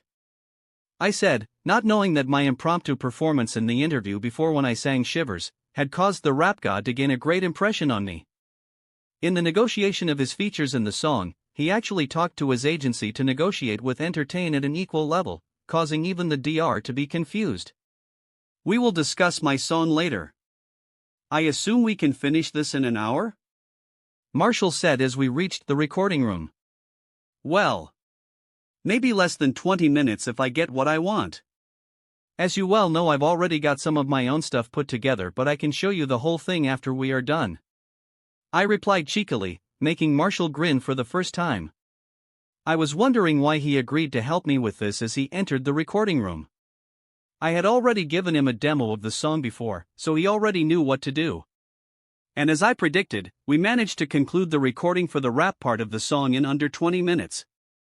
Well, that's pretty fast. Marshall muttered with a mixture of disbelief and awe. I don't know whether you're so decisive, or you're just too lazy to recheck the sound bites. He added. Pepper chimed in before I could answer, the first one. I shrugged and said, I know what I want, so I won't waste my time trying something different, at least for now. We sat down inside the meeting room and talked about a few things after I finished with the full editing of the songs. Now, I'm ready for the song's release, and with 19 hours to spare, I said braggingly. General POV. In Cuba, the FBI agent under the pseudonym Wayne Bruce sat on an outdoor table of a desert-style cafe near the corner of the street. "You can see me right, nerd?" He whispered to his earpiece while unbuttoning a few top buttons of his shirt, revealing his muscular chest. "Stop calling me nerd. My name is Isaac." "Okay, nerd. Should I button it up, or leave it?" he asked. "Leave it, I think," Isaac replied from inside a stakeout van located a street over. Before Wayne could say something sarcastic about the logistic agent's sexual orientation, Camila, or otherwise known as Edward's aunt, walked to him. "I'm sorry I'm late," she said as she sat down in front of her. "Yet, I don't see even a tinge of remorse in your face," Wayne said flirtingly as he leaned forward. "Ugh, I applied for a job with the FBI to help the country, now why the hell should I monitor your date?" Isaac complained. Wayne ignored him and asked, "What's wrong?" "You're rarely late." Camila lowered her gaze and said helplessly, "No. It's my sister. She was trashed, so I had to bring her home." "At 10 a.m. in the morning?" Wayne said in disbelief. "She's going through some stuff," Camila said, defending her sister. After the couple ordered a few desserts and was genuinely enjoying their date, Isaac chimed in, "Wayne, I got some big news. Last night, the Perez family was attacked, and now they lost all of their influence in the city." "I'll go to powder my nose for a while," Camila said before she walked to the bathroom, leaving behind a smiling Wayne. As she was out of his sight, his face changed into a solemn one and he whispered back to the earpiece, "How the hell weren't they the ones under the CIA's protection?" "Yes. And clearly the other powers in the city don't want them to do that. We need to get out of the country, now." "Wait, why?" "Director's orders. The family has kept a name list of the currently active US agents in this country, so he's not taking any chances." "Ah, fucking hell!" Wayne screamed in frustration. "We still don't know who did it." "We don't. The only clue we have is the one who did this was a woman in a floral dress. Based on my data, she appeared 2 years ago, and had been hunting down our agents ever since. I'm assuming she got a connection with the Castros, she has been hunting down his opponents, and the potential threats to the country. You know how these commies are." "Shit!" Wayne cursed, not wanting to accept the reality of what was happening. "So, even though it'll hurt, you need to end it with Camila, today," Isaac said decisively. "And I mean, end it." Wayne couldn't reply as Camila was already back from the toilet. "What's wrong?" she asked as she noticed his expression was of a man spooked by something. No. I just received a T-text from my boss," Wayne said. "And he took back my vacation time, so I need to return to the States," Wayne said hesitatingly while grabbing Camila's hands. "So, I can't see you anymore." "Ah!" Camila exclaimed suddenly before pulling her hands away. "Camila!" Wayne called out in a depressed voice. "What? You're going to go back, right? Then, go back. We're not a couple, so you don't need to try to explain it to me." Camila I-.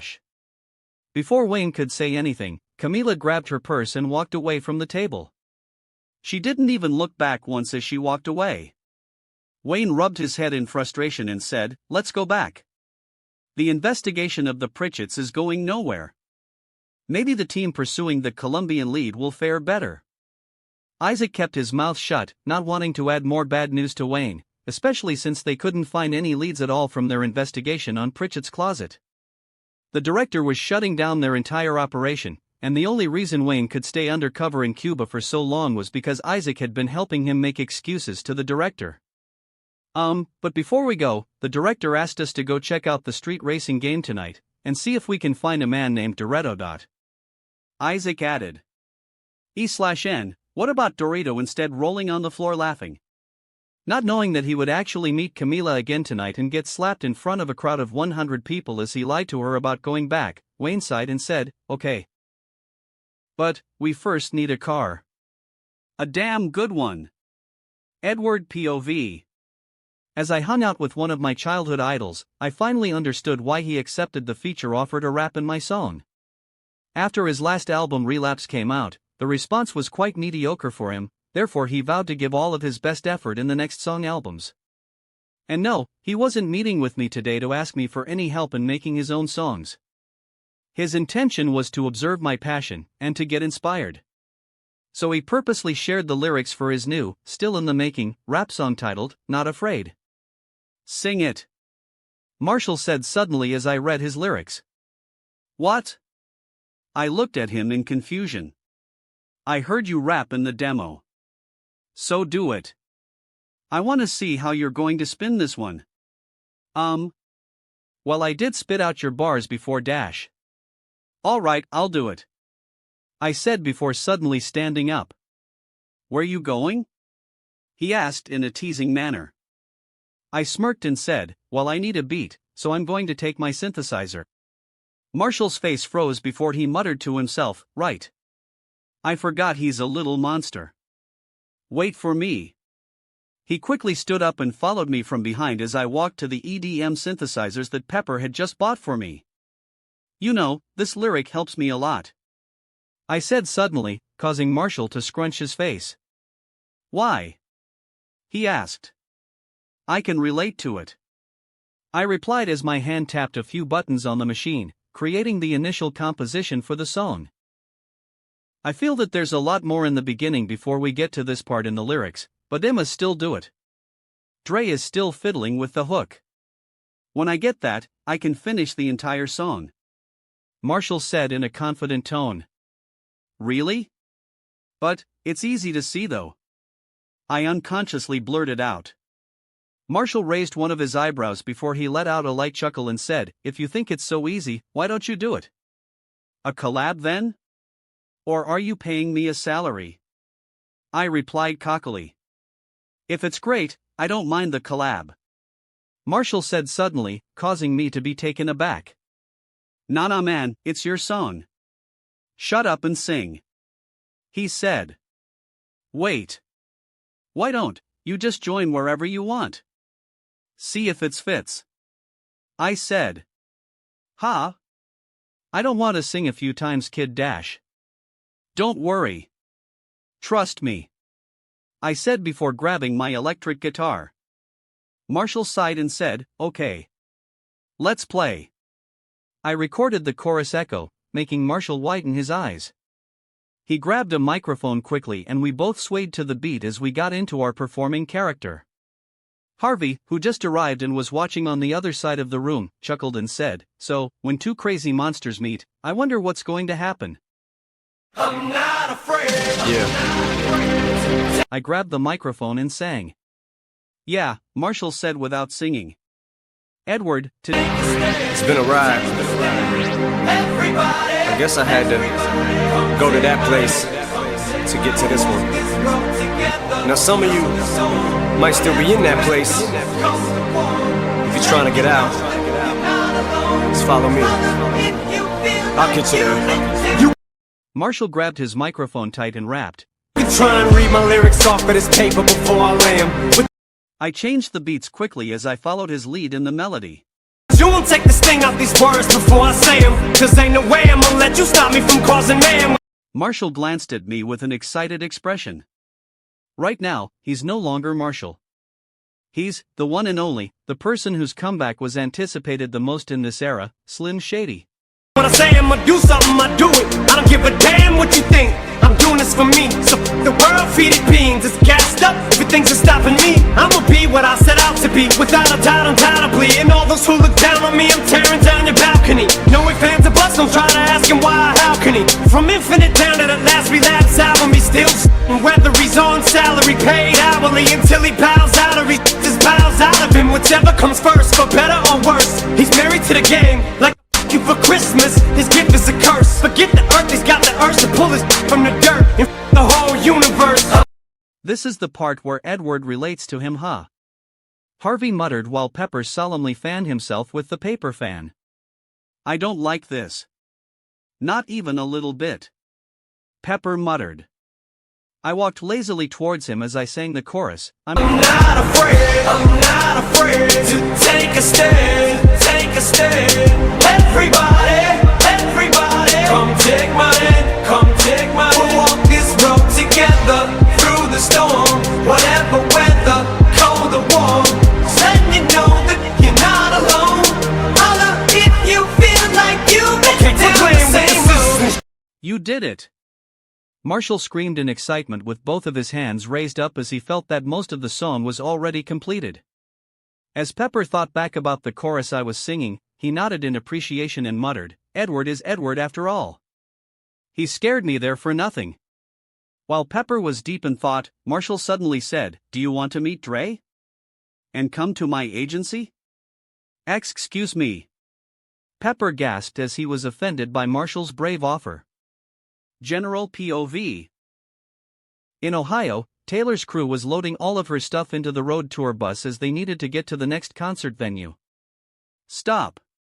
Stop. Whatever is it you're doing? For the love of God. Please stop. Selena begged Taylor while on the phone with her, trying her absolute hardest to make her friend regain her sanity back. He got a realtor friend, right? Phil something. Maybe he can find me a house next to Ed. I know if I buy the property at 3 times the market price, his neighbor won't hesitate to vacate the house. Listen to me, you numbskull. Selena shouted again. Just take a deep breath and calm down first. You still have a career, and not to mention the fact that it isn't legal yet for you guys to date, so just keep it in your pants for now. But he loves me, and I love him, so why the hell should we wait? Taylor argued. Look. Even I know he created the song because of whatever the reason is you say his name and yours. He's protecting you, can't you see? So even if you don't want to listen to me, please, just don't throw away all of his efforts. Taylor finally calmed down a bit after getting coaxed by Selena. After talking for a while, she smiled again as she said, I can't wait for our duet. I want to be the first artist to officially sing together with him, and not do it because of a movie marketing ploy. While Taylor was planning that, Marshall also had something to say to Edward. Now that I had heard you sing in the song, I can't imagine it gone any other way. So, let's make this official, and sign a contract. You'll feature in this song, and I will also give you credit for your songwriting. Chapter 110, Trending. General POV. At the set of Wizards of Waverly Place, Jennifer Stone, a red-headed teenager with shoulder-length wavy hair, was filming together with Selena. As the director yelled, "Cut," Jennifer tapped on Selena's shoulder with an excited smile on her face. Tell me please. Did Ed really make that song for Taylor? Or was it all just part of a grand marketing scheme for Twilight? Selena replied, Well, that's what people on Twitter think. But I will tell you something. Until yesterday night, there wasn't a grand marketing scheme at all. She shook her hands together at the grand part with a silly smile on her face. Really? So it's confirmed then dash. But, Selena stopped her friend with another but and an index finger at her face. She paused for dramatic effect before saying, but. Ed took the opportunity from Taylor's slip of the tongue, and concocted the whole thing, in just under an hour. That man is a wizard. Jennifer rolled her eyes and scoffed, So you aren't planning to tell me anything? I thought we were best friends? We still are. Selena replied with a smile. I really did tell you the things I know. Yeah, but not everything you know. Jennifer pouted and pinched Selena's waist, causing her body to jerk. Compared to Taylor, Selena was closer to Jennifer more, and like she claimed, they really were best friends. Selena desperately wanted to tell her everything, but she wouldn't do that, not while they were inside the filming set at least. Selena scrolled her Twitter page and sighed, seriously. People still keeps talking about it. The hashtag #TenerifeC was trending all over the place, and Edward's fans were split into two and debated whether Edward had just created the song to cover up the whole incident, or had already planned to sing the song for Taylor and finally got the opportunity to do it. Even a few celebrities were engaging in the topic, making Edward's follower count raise till 4.3 million in just over one night of being a trending topic. Lily Fan Club President, my nose bleeds again. Last night was too much for me. Hashtag Tedward Forever, hashtag Tenoraphesia, hashtag Starlight. Gaga_official, last night, I squealed like I was a teenage girl all over again. I really love the whole hashtag Tedward drama. Spain government, unexpectedly, a lot of tourists arrived at our Canary Island today for a tour of the Tenerife Sea after the song was released last night. At Edward Newgate, thank you. Even the real Slim Shady was tweeting about Edward last night as he wouldn't want to miss out on the opportunity. He posted a picture of him and Edward in the recording studio, making his page bombarded with questions about what was happening. Slim being Slim, he ignored all of the questions, making the curious fans frustrated and wanting to know more about the whole situation. While most people in the world were enjoying the whole drama, there were some that were against the whole thing. And one particular girl was in a bad mood all morning because Edward hadn't replied to her text messages for the entire night, and was only replying to it in the morning. Haley read the Twitter post from a fan mockingly, "Oh, I wish they will be a couple already. Blah blah blah. Why can't all these animals stay out of other people's business?" She stampeded off from her house's kitchen to the living room, leaving behind Alex and her mother there. Alex was busily studying even on a Saturday.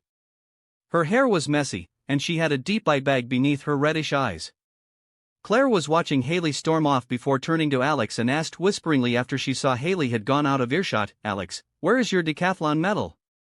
Why is it not in the glass display I put it in yesterday?" Alex scoffed and said, "Why do you even care? It's not like it's an outstanding achievement that deserved its own glory, right?" She grabbed her book and stormed off, leaving behind a taken aback Claire. Claire tried to reach out her hand and called out to her daughter, but she stopped midway. Phil and Claire's commentary. "I screwed up. Big time," Claire said in a defeated tone and with teary eyes. Phil hugged her sideways and comforted her, "Shh, it's not your fault. You just don't want anyone to feel bad. Sure, you completely ignored Alex's feelings, but at least your intention's good, right?"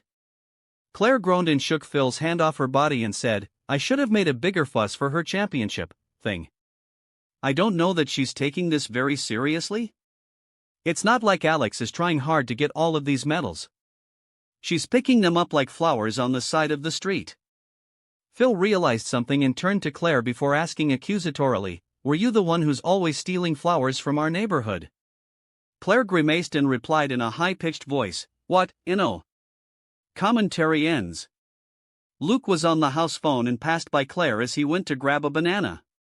"Listen, Manny, if you don't finish those 200 sit-ups, Edward is going to kill your mom," Luke said before pausing to hear what Manny said on the other side.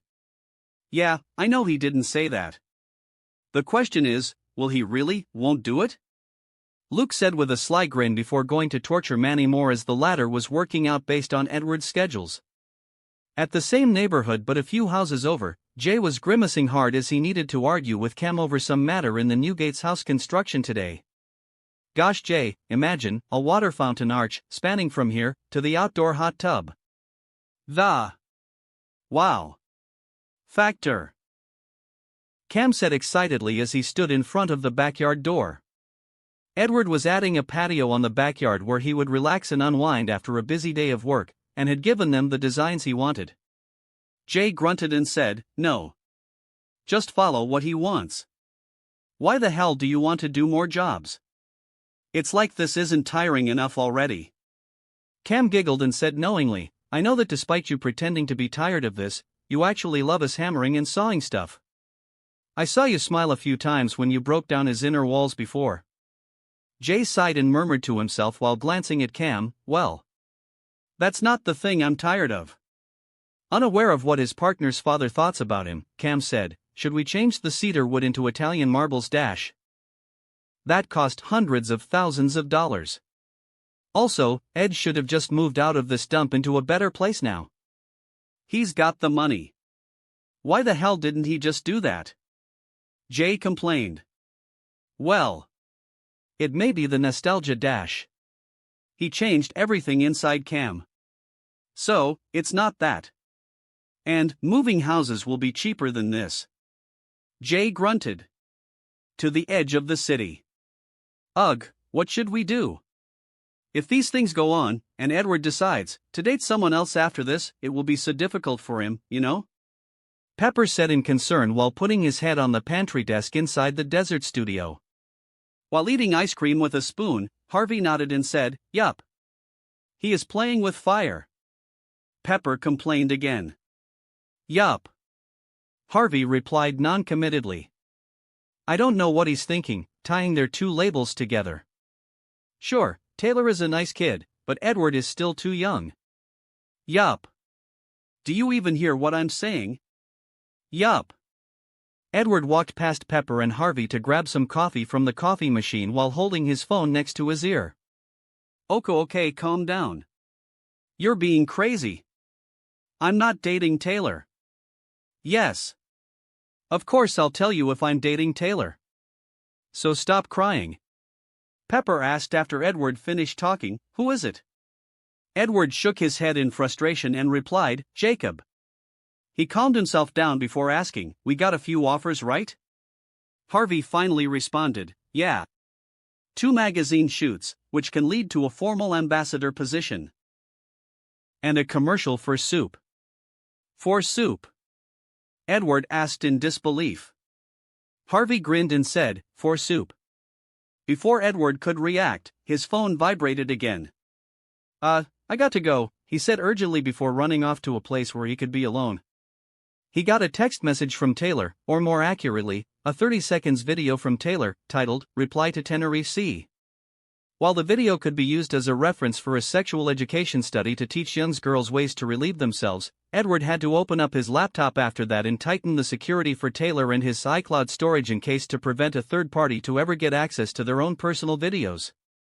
"I don't want my name to ever pop out when the great fappening happens later on," Ed vowed to himself. Edward POV. Inside a photography office set, I was leaning against the mahogany desk as I posed for the camera. My hair was slicked back and I was wearing a double-breasted, maroon-colored suit with the addition of a shining gold Rolex watch in my right hand. North, the eccentric photographer I was working with before, snapped a few pictures of me while lying down sideways on the floor. "Nice, Ed." "Another pose." "Nice." "Don't stop changing." Be more annoyed." "Yes. Like that. Look at me like I'm trash dash." Pepper rolled his eyes at his friend and kicked her a little bit while warning her, "Behave. Or I will hire another photographer." North pursed her lips while rubbing her afro-styled blue hair and said in excitement, "A Rolex ADS. Do you know how rare it is for the company to endorse a newbie artist? They even let me keep the watch." I added with a grin while fixing my tie, flashing the merchandise. The representative from the company was having lunch with Harvey, and didn't interfere much with the photoshoot, because for some reason I didn't understand. North was actually a giant name in the commercial industry. North didn't miss and snapped the picture of my smug look, which turned out to be so charismatic that the company actually picked the impromptu shot to be included in their magazines and their promotional banner later on. Ugh. I can keep snapping pictures of him all day. Why? Why, Pepper? Why the hell did you just give me an hour?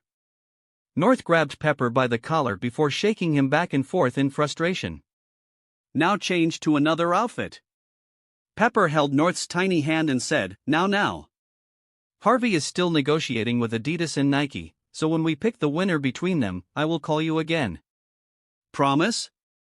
"Promise." I interjected at this moment before taking off my clothes. "Pepper, can we do a few shots for my website?" Pepper and North turned to me, with the photographer having a deranged look and Pepper having a concerned one. "Really? Must you do that now?" Pepper asked defeatedly as North had already celebrated her additional time to snap some photos today. "Yeah. Social media presence is important." I replied casually as I took out a giant pink feathery cape and put it over my shoulder. "Ha? This looks menacing and so charismatic at the same time. Did you design this, Ed? North asked. No. Oda did. I replied, not explaining the fact that when I saw the outfit they wanted me to wear today, my mind automatically went to the mafioso Don Flamingo from One Piece. I grabbed the carved mahogany chair to the front and placed it next to the fake window before sitting lazily on it and posing like the disgraced celestial dragon. North got goosebumps from my royalty look and her hands shivered. And no. It's incomplete, she said with a shivering voice. Good catch, North, I said while nodding before Ronaldo ran in with my custom-made glasses. Oh my god, North exclaimed before running around all over the place to snap my pictures. Pepper shook his head at my shenanigans, his face full of tiredness from trying to keep his sanity intact today.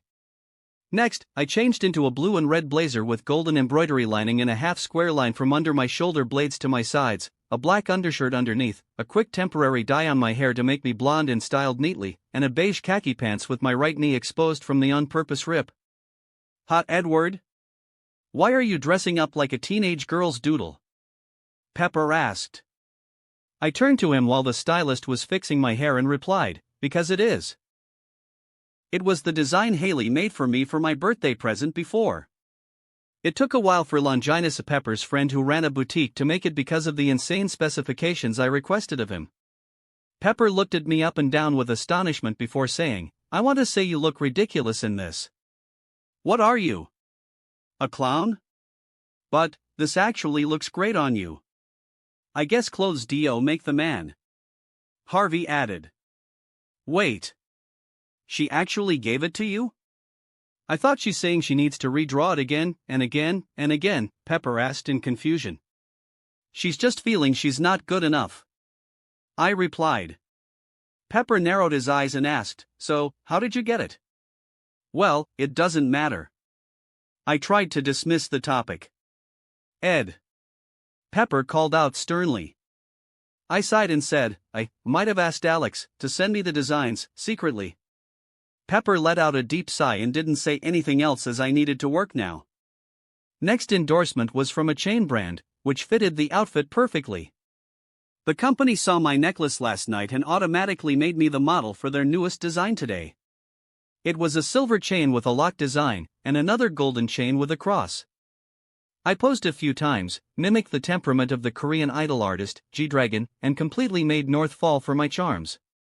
When the photo shoot was over, Pepper had to throw a bucket of cold iced water to North's head, just to bring her back to reality.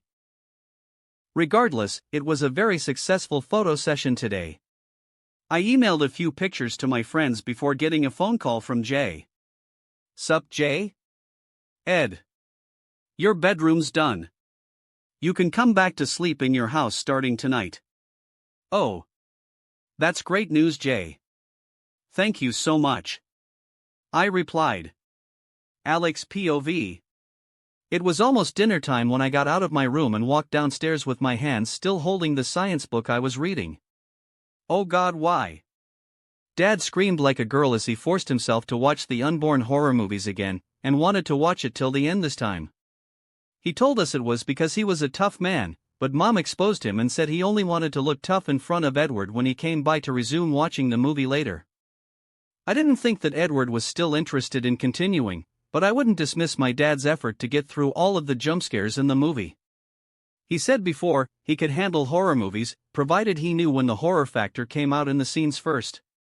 Alex. I cooked your favorite dish. Lasagna. Mom tried to make a fuss over my achievement that she overlooked, but I was only giving her the cold shoulders and didn't respond to anything she was saying. Alex, why are you still reading? Luke asked while playing with his food. I rolled my eyes at him and said, so that I won't become a burden. Like you. Hey! Luke gasped in offense. Then, he realized he didn't care about the topic and continued eating his Dino bites cheerily. Haley joined us at the dining table soon enough, Dad being the last one to come over to the dinner table to eat. She whispered to me that over 50 people had agreed to come to the party, only if Edward was there. Ha! So, my name has no value at all. Good to know. I thought in a self-deprecating manner. But at least, all of my friends agreed to come to the party, so I got that going for me. Haley, don't use your phone while you're eating. Mom admonished Haley despite not being together with us for dinner the entire week as she was busy working at her new job. Gosh, I hated her. No, Mom. Ed sent me an email? Haley said in a puzzled tone. I was curious and asked her, what did he say? He sent me a photo. Wait a minute. Haley stood up abruptly, a huge grin broke out on her face. What is it, Haley? Tell us. Dad asked excitedly, knowing that it was good news based on the reaction. However, my sister's face was blushing and she couldn't say anything as she was too embarrassed by it. I checked my phone as I received a text too, and finally knew what was going on. Oh. Isn't this the clothes you design? Ed is putting them in magazines.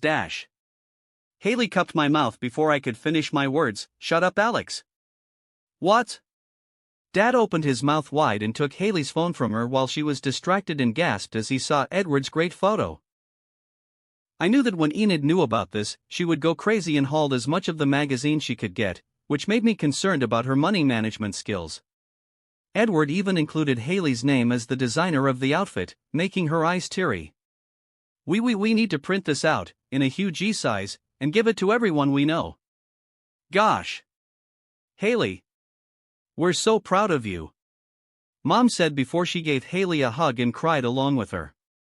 Now do you see why I hate her so much? Anyway, I was still proud of my sister. I knew how much work she had put in on her designs, despite her efforts to try and hide it from anyone else. She would wake up at 3 or 4 a.m. sometimes, and just doodle away.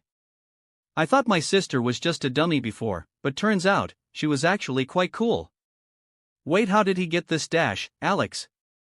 Haley finally dotted all of the clues together, but I had no remorse for my actions. Alex, why is he biting a medal in your photo? Luke asked suddenly after he checked out both of the images Edward sent to each of us while the attention was focused on Haley. Huh? What? I was confused and checked the images Edward sent me, one of which, like Luke said, was him wearing the decathlon medal on his neck and was biting the golden-plated medal sexily. I grinned from ear to ear as I saw it, but then I got depressed again when I remembered the matter of the decathlon.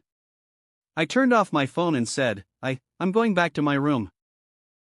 Dad was confused and asked in a calming tone, honey? What's wrong? I just need to get back to studying. But why? All of your exams are over. You're supposed to put your book down and start enjoying your end of the year now. Mom said. I got irked and glared at her before stomping off to the stairs. But before I could get up, I heard Dad whispered, why is she in such a bad mood? Wait, is she on her time of the month? Dad! Oh my God! Both Haley and I shouted at the same time before my sister ran to follow me to the bedroom. We have a lot to talk about tonight, and I especially wanted to know what her plan was to get our parents out of the house for us to have that party tomorrow. It can't be that. She has no actual plans, right?